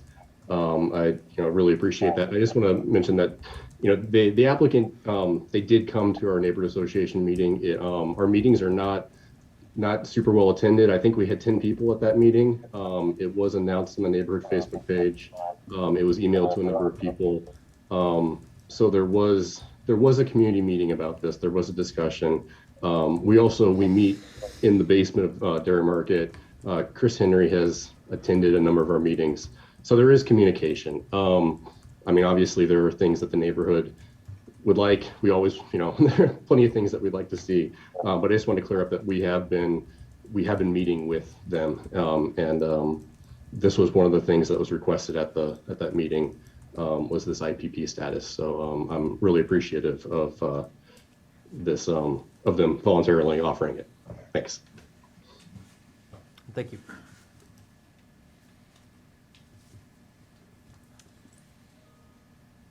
Are there any additional speakers?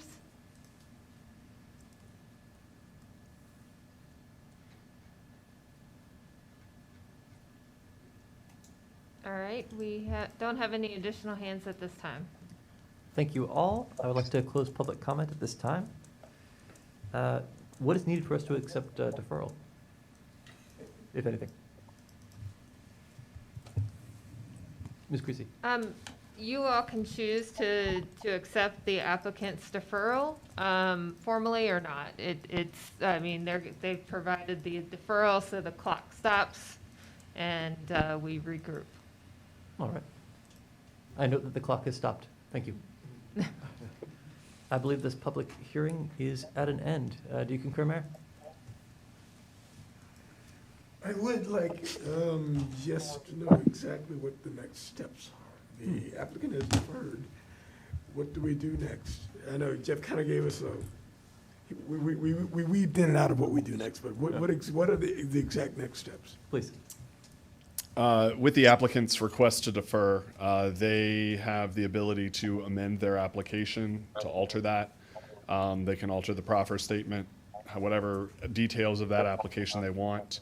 We'll give them a deadline by which we need to receive any amended documents, and then we would advertise it for a July public hearing and repeat the process that we've done tonight. Perfect. Fine, thank you. Would that include VAR seeing it in July or tomorrow? If the request from the applicant is what they've indicated, then yes, we will, I'll confer with Mr. Werner about their agenda availability, but it sounds like we're going to try to get it in front of them this month, And if do we you can. need a recommendation or a request for BAR from us to? I don't believe so. I believe if the applicant's willing to say that, which, they've already stated it, if they just email it to me, then we can kind of, move that up. Good. This works. How are we feeling? Council, you're free. You may leave if you wish. Could I ask one question before we do so? Friday, we got a copy of a letter from the Historic Resources Committee that was sent to you and to me, and I assume it was distributed more widely as well, saying that the Historic Resources Committee had asked that the Planning Commission and the City Council initiate the process necessary to establish 415 10th Street Northwest as a locally designated historic property. I assume that's the equivalent of an IPP as we've been talking about tonight. What is that process? So, in the zoning ordinance, if you go to the conditional zoning section, there are 3 ways to start a rezoning of a property. The one before you is item 3, which is the most common one, which is an owner of a property or a contract purchaser requests a change in zoning, and they submit a rezoning application. However, the Planning Commission can, by motion, initiate a rezoning, and City Council can, by resolution, initiate a rezoning. In both of those cases, we then have an initiation that comes before the Planning Commission and City Council, whoever wants to initiate it, and they discuss starting the rezoning process. So I think Now, you're using rezoning in a different way from the way we normally use rezone? No. No, an IPP is a. IPP Is a separate rezoning. zone? It is an overlay zone. Yeah. Yes. Okay. I understand that. There you go. Thank you. But you are most welcome to remain with us. How are we feeling? Do we want a short break, or do we want to move forward on Laughlin Hill? Well, let's thank our applicant and say goodbye. Thank you and goodbye. Thanks, everybody. Thank you all very much. Thank you.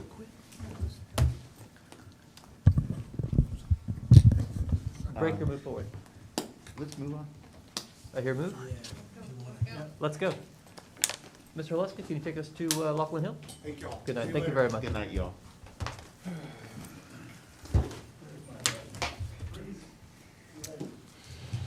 Members of the commission, this is your final item on this agenda. It is a preliminary discussion regarding Block 4B of Laughlin Hill. I did forward you a memo that was not in the packet that hopefully explains that item a little further rather than just the attachments.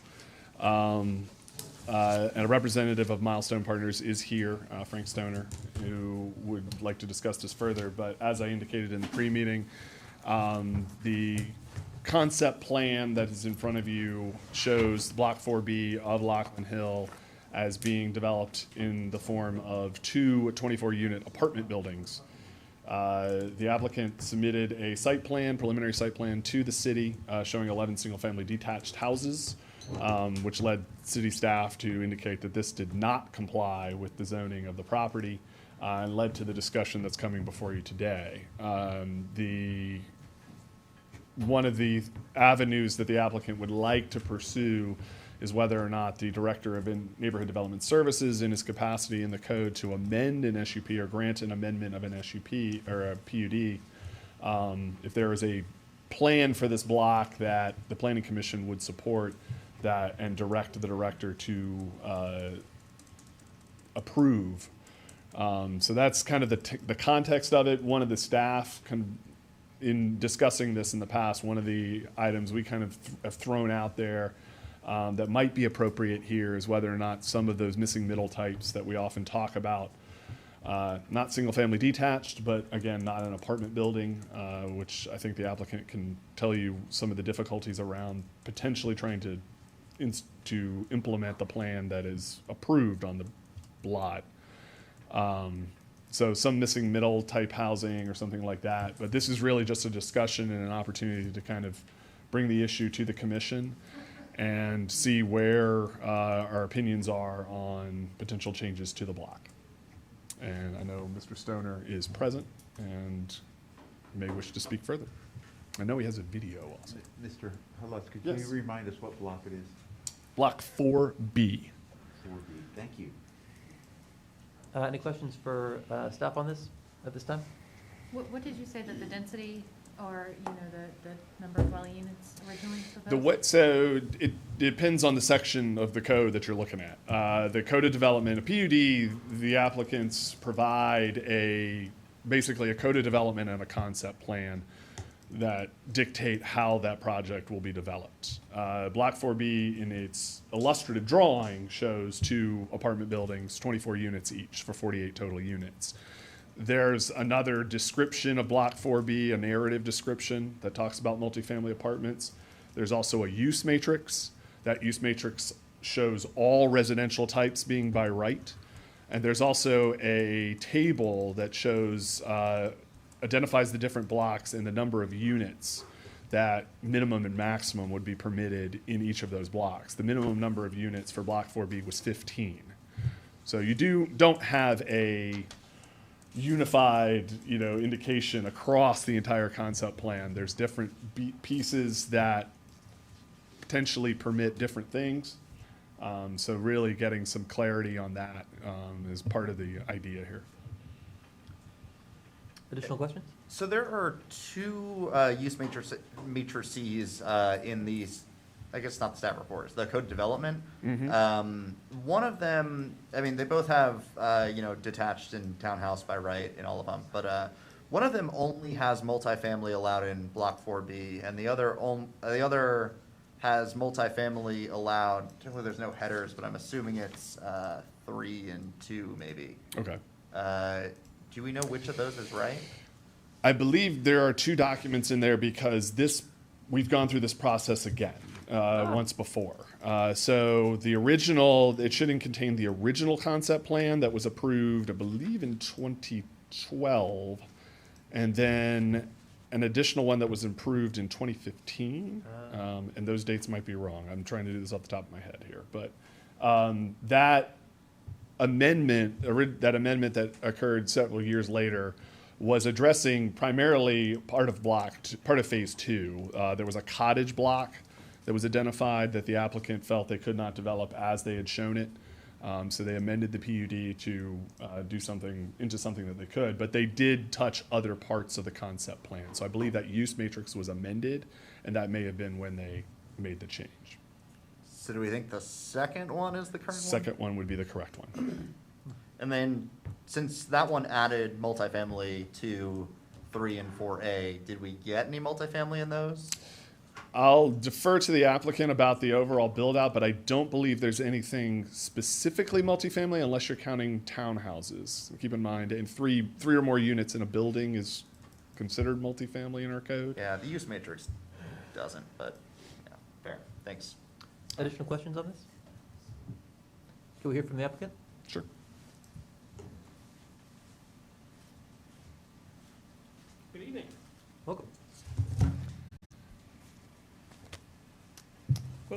My name is Frank Stoner. I'm with Milestone Partners. We are the developers of Lockland Hill.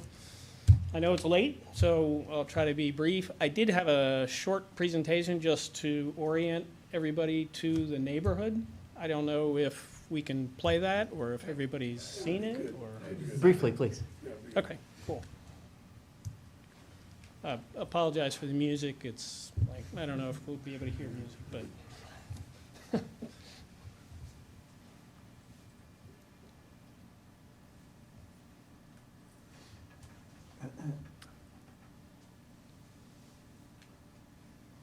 I thought you were kidding.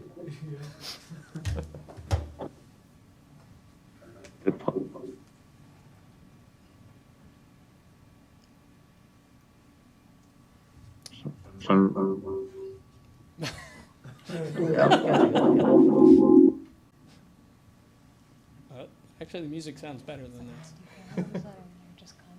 So you're actually looking, so now you're looking at the city portion. A portion of this development's in the city and a portion is in the county. The largest portion is in the city, and that's what you're looking at right here. The project's actually taken 24 years to develop, even though we got our code of development approved in 2012 and then amended in 2015. This is a project that has taken a long time. And so we spent a lot of time trying to get it right. Yes, we built a bridge over Meadow Creek. We have an incredibly diverse amount of housing. We have 13 Habitat families living in our neighborhood. There'll be another 2 coming in phase 4.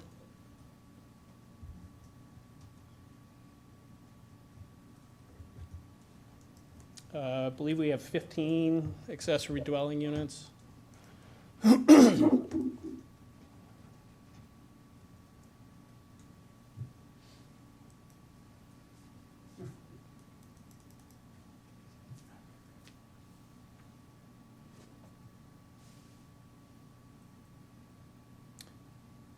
The property we're talking about, 4B, is right here. It's up against the golf course. It slopes from back to front.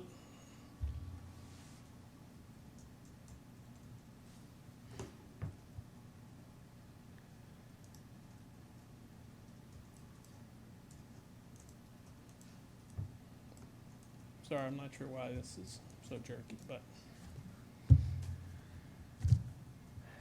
anyway, for those of you who haven't been there, just gives you a, sort of an idea of what the community is like. The principles that were really important to us when we created the code were, one, that we wanted it to be compact and urban. We've achieved that. We're at a net density of little over 7 units an acre. We wanted it to be diverse, and we wanted it to be diverse in every way. And I think we've achieved that as well. So we have all the housing types you just saw. We are incredibly economically, socially, ethnically diverse. It's a really interesting community, and people move there specifically because it's so diverse. We wanted to focus on high-quality community spaces, and so obviously lots were very small, but the community spaces were valuable, and we wanted to make sure we did them right. And so you saw Central Park. We have another park that will be on the park space that will be on the Meadow Creek. There's a greenway that we're waiting for the city to build, which hopefully will get done this year. Lastly, we really wanted to create opportunities for small local builders. I've been in this business a long time, and what happened in 2007, 2008 is that small local builders got crushed. And today, 4 builders control over 80% of our market. And they control it because they control lot inventory. And they are production builders, and they build the same thing over and over again. They're good at what they do, they're cost efficient, but for creative, small, local builders, they essentially got excluded from the market. Because we wanted such a diverse community, small local builders became an important, critical aspect of our success formula. So we've had 8 local builders in Lockland Hill. They all build different types of products, different architecture, and that is the essence of what Lockland Hill is. And so we've relied heavily on them, and they have relied heavily on us because they don't have many opportunities elsewhere in the city or the county. Some communities in Crozet that some of them participate in, but for the most part, they're excluded. It's very difficult for them to find lots. So when we got into phase 3, there was a lot of demand. We filed application for phase 4, which is actually in the county. That process has taken 2 years to get approval. In the meantime, we got builders who all of a sudden don't have lots. And so we looked at this particular block and we thought about our original vision, and we thought about where we are now, and a couple things occurred to us. One, when I look at the neighborhood, and if you drive through the neighborhood and you look at that site and you think about what will end up having to be a 4-story building because you have to park under it, it feels very out of scale with the neighborhood. It's at the back end of the neighborhood, so from a traffic perspective, it's not really ideal. We put it in the original plan because we knew if we didn't put it in multifamily in the original plan somewhere, we'd never get it approved later. If we had 100 people living in the neighborhood and all of a sudden we wanted to build 48 units, you can imagine what that would have looked like. So we put it in. I think our perspective now is that conditions have changed, the market has changed. We too favor trying to figure out how to build that missing middle. And I think we've considered the possibility of maybe a small multifamily or a townhouse block at the end of the street that you just looked at. We feel pretty strongly, though, that 2 24-unit multifamily buildings is just out of scale. Is it less profitable? No, probably not. But one unintended consequence is it then starves our small local builders that we're depending on to help us get through phase 4 and the diversity that we value. We put them in a very difficult spot because all of a sudden they don't have lots.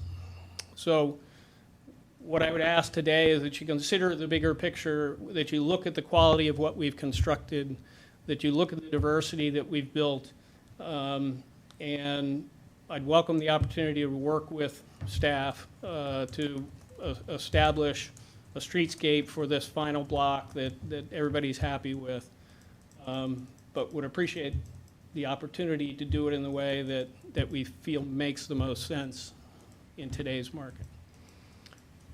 So with that, I'm happy to answer questions, and again, don't want to take up a lot of time, but would love to get your thoughts about. Thank you. So Mr. Mitchell, could you start us off? proposing single-family detached? I think we're proposing a mix. So we would do probably a block of towns at the bottom of the hill, and then a series of single-family, and we actually hired 2 different architects in town to help us design houses that would work. These are obviously small, tight lots. The grades are very difficult and challenging. But it would give us that mix, which we have throughout the neighborhood. You know, we have 1, 2, 3 townhouse blocks in the neighborhood now. We have a 4th townhouse block in phase 4. And we intentionally separated them so that you didn't have a townhouse section and a single-family section. They're all integrated. Whoa. They're all integrated sort of seamlessly, and I think that would be our intent here, is not to build a whole street out of townhouses. Mr. Mitchell. Julie asked. Mr. Lehedra, please. No, you asked the question that I I'm asking if you have a question. No, he asked the question that I had. Oh, I see. I'm with you now. We did it. Mr. Bob, please. I had a question. I quickly glanced at the staff report. There was some mention of an affordable housing proffer. What is the impact to the affordable housing units by decreasing the 2 apartment buildings that we have to what you're requesting? Yeah, so if you look at the original proffer, it's, I would say by today's standards, fairly, well, we're at 15% affordable. Most of that affordable has been achieved through for sale housing. We originally committed to establish a housing trust fund, which we did. We committed to funding it with $150,000. We've ended up putting $300,000 into it. We partnered with Habitat for the 13 affordable units that we have in the neighborhood so far. They will manage the housing trust fund because it's all Habitat residents. So the impact of removing the 48 units from an affordability standpoint, if you look at the proffer, is almost irrelevant. That was not a factor in the decision. I'm a big affordable housing believer. Ms. Russell, please. So is it correct that there would be no multifamily in the development? If not here? Well, again, I think there's a possibility that we could either do towns or we could do a small multifamily building at the bottom of the hill. We just feel like the scale of 48 units is inappropriate.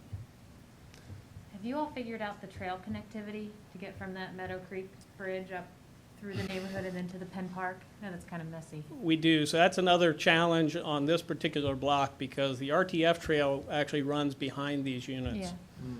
So we've got to fit the trail in. We've got to fit whatever buildings go in there as well. And it's tight. There's also a water line easement back there, which makes it even more challenging. Yeah, no more questions. Thank you. Mr. Stolzenberg. So to be clear, it's not that this is financially infeasible, it's that it's out of scale. That's our perspective, yes.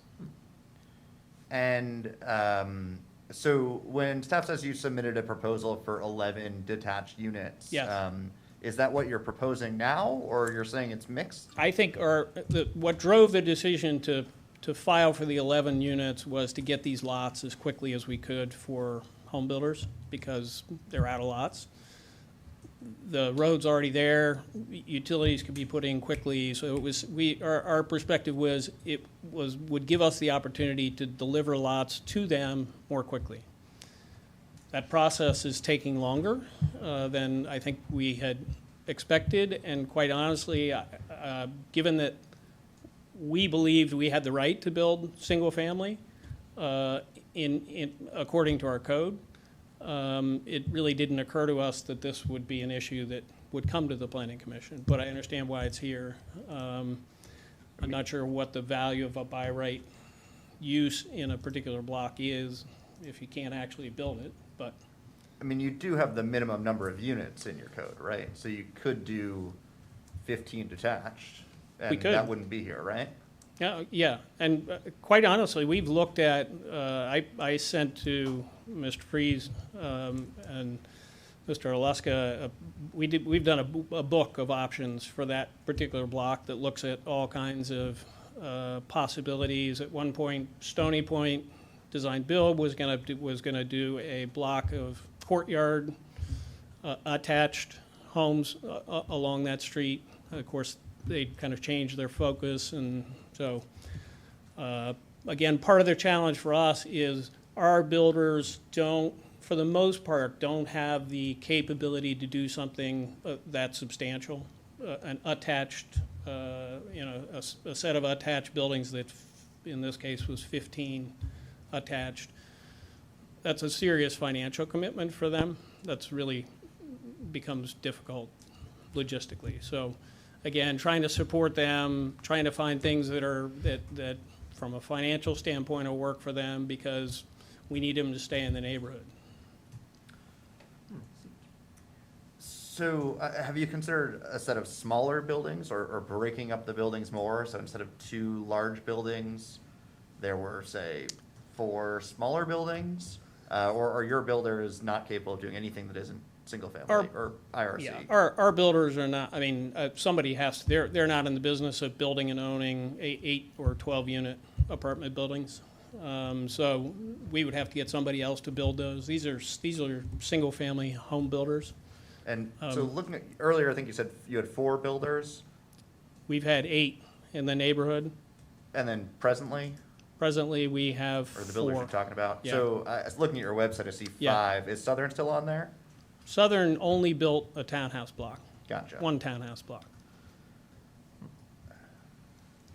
And so I guess my hang up is, you know, for other times within your code of development, where you had a denser form of housing, you've been willing to go to a different builder because you have to meet your code of development. And in fact, the zoning law driving PUDs says the point of a PUD, or one of the major contributors to a PUD, is having that diversity of housing types in there. And it seems to me you've gotten finally to this last housing type that you haven't done yet. And it's just easier to break that out into detached units, which I'd note, you know, I see a very bimodal distribution of housing prices in this neighborhood. You have your habitat units, which are obviously quite affordable. And then you have your detached units are some of the very most expensive homes in the city, you know, 95th percentile or so. And, you know, while I think it's a good point that this won't affect your, you know, proffered subsidized affordable housing, it does seem to undermine the idea of having a diversity of housing types to create a diversity of residents by eliminating the possibility for that kind of middle section of residents who don't get subsidized housing, but, you know, can't afford an $800,000, $900,000 house. Don't you think so? So a couple of things I want to point out. One, we brought in production builders to build what small builders couldn't build. So that's why Southern came in and built that block of townhouses. Sam Craig came in and built a block of townhouses in phase 1. During that period of time, we had a plethora of available single-family lots, and we also had cottage lots. So one of the comments that was brought up is we had a cottage block in phase 2. And because the city wouldn't allow us to carve that up in a way that made building those cottages possible at a density that made sense, because the zoning code wouldn't allow it, we changed our original vision, and we built cottages. So we have 6 cottages plus 2 habitat units that sit on that green. And then we have single family that wrap around behind it. And that was, from our perspective, the best solution given the circumstances.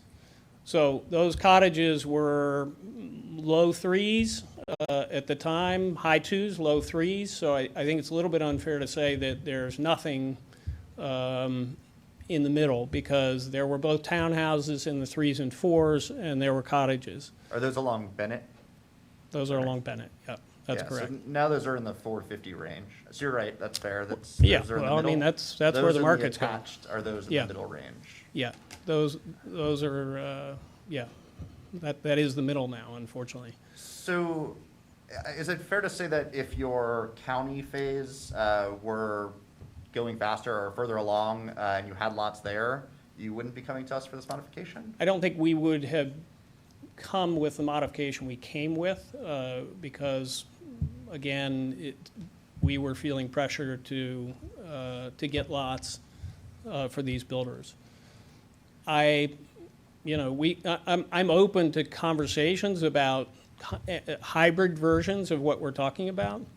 I think it's, again, I am totally committed to affordable housing.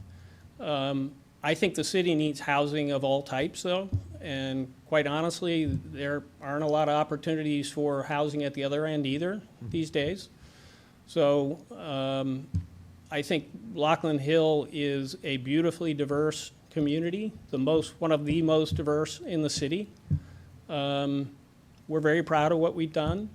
I'd like to finish it, and I'd like to finish it in the way that we feel is most appropriate, and that the folks who live there feel is most appropriate. And so that may include a building, but I need some lots, and so that's really what I'm asking for. Mr. Palmer, you've been terribly patient. Do you have any questions or thoughts on this one? No, I don't think so. I appreciate you asking, though. Thanks. Absolutely.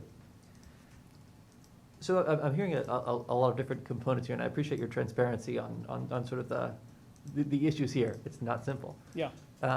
It sounds like there's a financial component here. I'm suddenly reminded that we have a strategic fund for economic development so that we can keep small businesses active and thriving in the city, like these 8 buildings you mentioned. I'm suddenly wondering if that money could be activated to help to solve this problem temporarily. Seems like a possibility. Don't know. Yeah, I don't know much about that, and I don't know. I would assume builders would have to come directly to the city for that kind of stuff. Mr. Haleska, could you speak to that issue? Are you familiar with this? I'm not familiar with it, no. Me neither. I just know it's there. Thank you. Additional questions on this one? Sorry, why can't you do 15 detached houses, as you said, on just smaller lots? Are you hitting up against a minimum lot size? Yeah, gets really tight. So if you're going to get to 15, you need to attach them. Yep. Now, you could do duplexes, right? Mm-hmm. I will say there are complications with the grade as well. So aside from being shallow, the grade's moving uphill sort of constantly. So that, again, is what makes these smaller modules fit with the terrain better. Yeah, could there be detached? Yes, there could be detached. Could there be attached in a duplex form? Yeah. Again, part of it is what our builders want, what they need, what there's demand for, and so we try to be responsive to what they see in the marketplace and what they feel like they need. And I think I would hope you guys are sensitive to that. That speaks to where the demand's not being filled elsewhere in the city. And then, last question, I promise. It looks like you have a remaining townhouse block that's undeveloped in the northeast corner. Yep. Do you guys have plans for that already? Is that something we could repurpose? We're hoping one of our builders, so one of the strategies was to have one of these smaller builders, in this case Arcadia, take that townhouse block. That's a big nut for him. He's trying to pull it off, because I don't want to bring another production builder back in. I don't want to bring Southern in. Southern wanted all the townhouse blocks, the block they built plus the other 2 or 3. And we said no, because they wanted to build the same product. And we felt pretty strongly that it needed to be something different. Yep. So he's gonna try to pull that block off. That I'm hoping may help him bridge the gap here, but so far he has not been able to get a design completed and get a funding from a bank, a commitment from a bank to take down that many units at one time, or that many lots at one time. We've got a couple of questions that Sure. were proposed for discussion. Do we feel like we're at a place where we could start answering these questions? Yes. That's what I'm hearing too. Mr. Mitchell, what residential unit types would the commission support Block B? Well, of course, I'd love to see more multifamily, but I can deal with that. I like the idea of having 3 multifamily units at the bottom of the hill that you suggested, then scaling up with the other more detached stuff. And yes, I think we can delegate this to the director. Mr. Buck? I agree with what Commissioner Mitchell said. Mr. Landry? So I think I understood you say, I may just be agreeing with you, but I'll say it my way. Yeah, I'd like to see more units in this area. I'm curious why you all selected a site next to overlooking the golf course for these multifamily large units. I would have thought that would have been more attractive as small or a single family detached. So I'm just, but that's not, it's not a financial issue that you're wanting to go back to single family detached because it is next to the golf course? No, it's not. I mean, is it a financial issue? It isn't as much as this builder issue is a financial issue for us. So if we lose these small independent builders, that obviously is a blow, and they're not easy to replace. Yeah. I think from a capital standpoint, is it challenging when you're building 48 units as opposed to 250 units? Yeah, it's more challenging. Costs have gone up, so that costs have skyrocketed. The single-family market's been more adept at handling that, I think, than the multifamily market. Rents have gone up dramatically as a result of these cost increases, and we don't like that either. So it's not a great time to build. If we were going to build two big multifamily buildings, it's not a great time to build, but that's sort of secondary to the other issues, which are that from a scale perspective, it just doesn't feel, it feels, and when we put it in originally, again, it was an effort. If the site, you could see a multifamily building working, you could park under it, you could see it maybe being desirable to be up against the golf course. I mean, there were a lot of things at the time that we thought, yeah, it might work. We've been at it for quite some time, and I'm not making this decision because I'm trying to avoid a proffer or I think I can make more money. It's really a decision about what we think is right for the neighborhood and best for the neighborhood. And I would hope you guys would give us some deference there, because I think we've done a damn good job, quite honestly. I think it's one of the most unique and exciting neighborhoods in the city. And it took a lot of work to make it that way. Well, I'm there's a reason why we have PUDs for the diversity of housing types, and I'm just a little disappointed to see that it's heading back towards a bunch of single-family homes lined up. I know it's not Levittown, but still, that gets away from the whole concept and the creativity of a PUD. Yeah, no, I understand. I mean, again, our goal when we designed it, nobody at the city asked us to put those multifamily buildings there. Nobody told us, oh, we want, that was our decision. But it may have been a factor into allowing or approving the PUD. I don't think so. I mean, it was a different time back then, but yeah, I dare say if we had put single family there and tried to go back and put multifamily today, I think that would have been very, very difficult. Ooh, not in this group. No, but I mean, everywhere else. Right, but anyway, thank you. I understand, yeah, I certainly understand your concern. Thank you. Ms. Russell? Yeah, I mean, I think you're seeing a common theme and getting consistent feedback. It feels a little like not getting what the community was promised in that original PUD, to go back so drastically from multifamily to single family. So, my advice would be to look for some middle ground, like we've talked about. But it's a great neighborhood. I can understand why people would want to be there. Thank you. Mr. Stolzenberg? Yeah, I think to the extent that it would be difficult to add it in today, it would be difficult less for the Planning Commission and for council, and I think more it would be difficult maybe for the residents. And I know you guys are fetching quite high prices for these buildable detached lots, and that's a testament to the quality of the neighborhood you've built. On the other hand, it sort of seems like, I'm really getting the sense that the fact that so many people have moved into these very nice houses in this very nice neighborhood is driving the fact that they don't want a bunch of apartments down the street. I do think it undermines the intent of the PUD. I mean, again, directly in our code, I mean, it's one thing to have detached and attached and some cottages, and another to have detached, attached, and multifamily. I'm hesitant to say, well, just take all of the multifamily out and replace it with detached. I think, as Commissioner Russell said, there's probably middle ground to be found.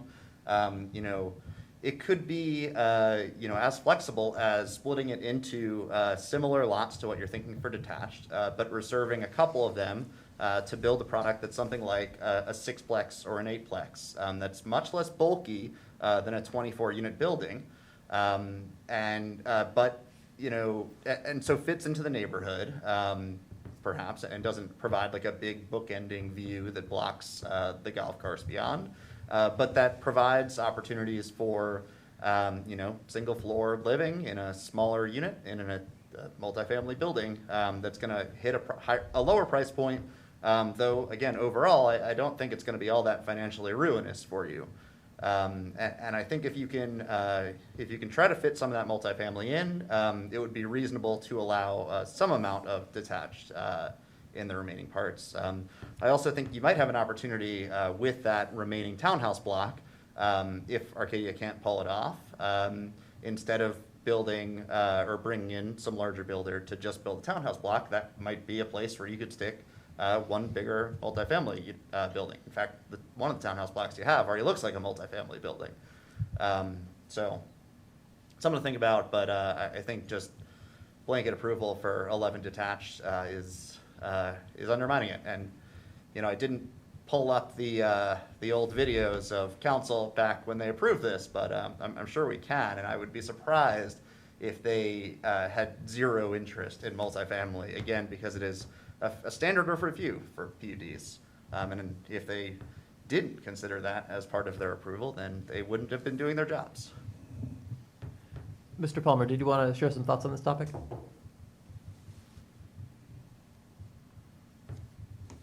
No, I don't have any further comments. Thanks. Thank you. Just listening. So it's an interesting time. You know, the costs are absolutely crazy. It's hard to get anything done, but the demand is enormous. And strategically, you know, we've got the new comp plan in, the rezoning coming. So this new types of building types are becoming possible that haven't been possible in a century.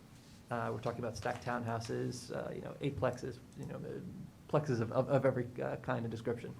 And we don't have builders who can do that yet. Our code is anticipating builders who can do something that we don't have yet. So I think that this is strategically an interesting place to meet the moment, to meet the need. Putting a lot on you to solve all those problems, but if you could do some of it, that would be very helpful. It doesn't have to be, you know, big apartment buildings, but more affordable, more creative, missing middle types of homes, I think, is what is needed more broadly, and I think also in this case. Any additional comments or questions? Does that help you? Yeah, no, that helps. And we're open-minded to somewhere in between. I agree. I think the missing middle is very desirable and difficult to execute, but necessary in the city. You know,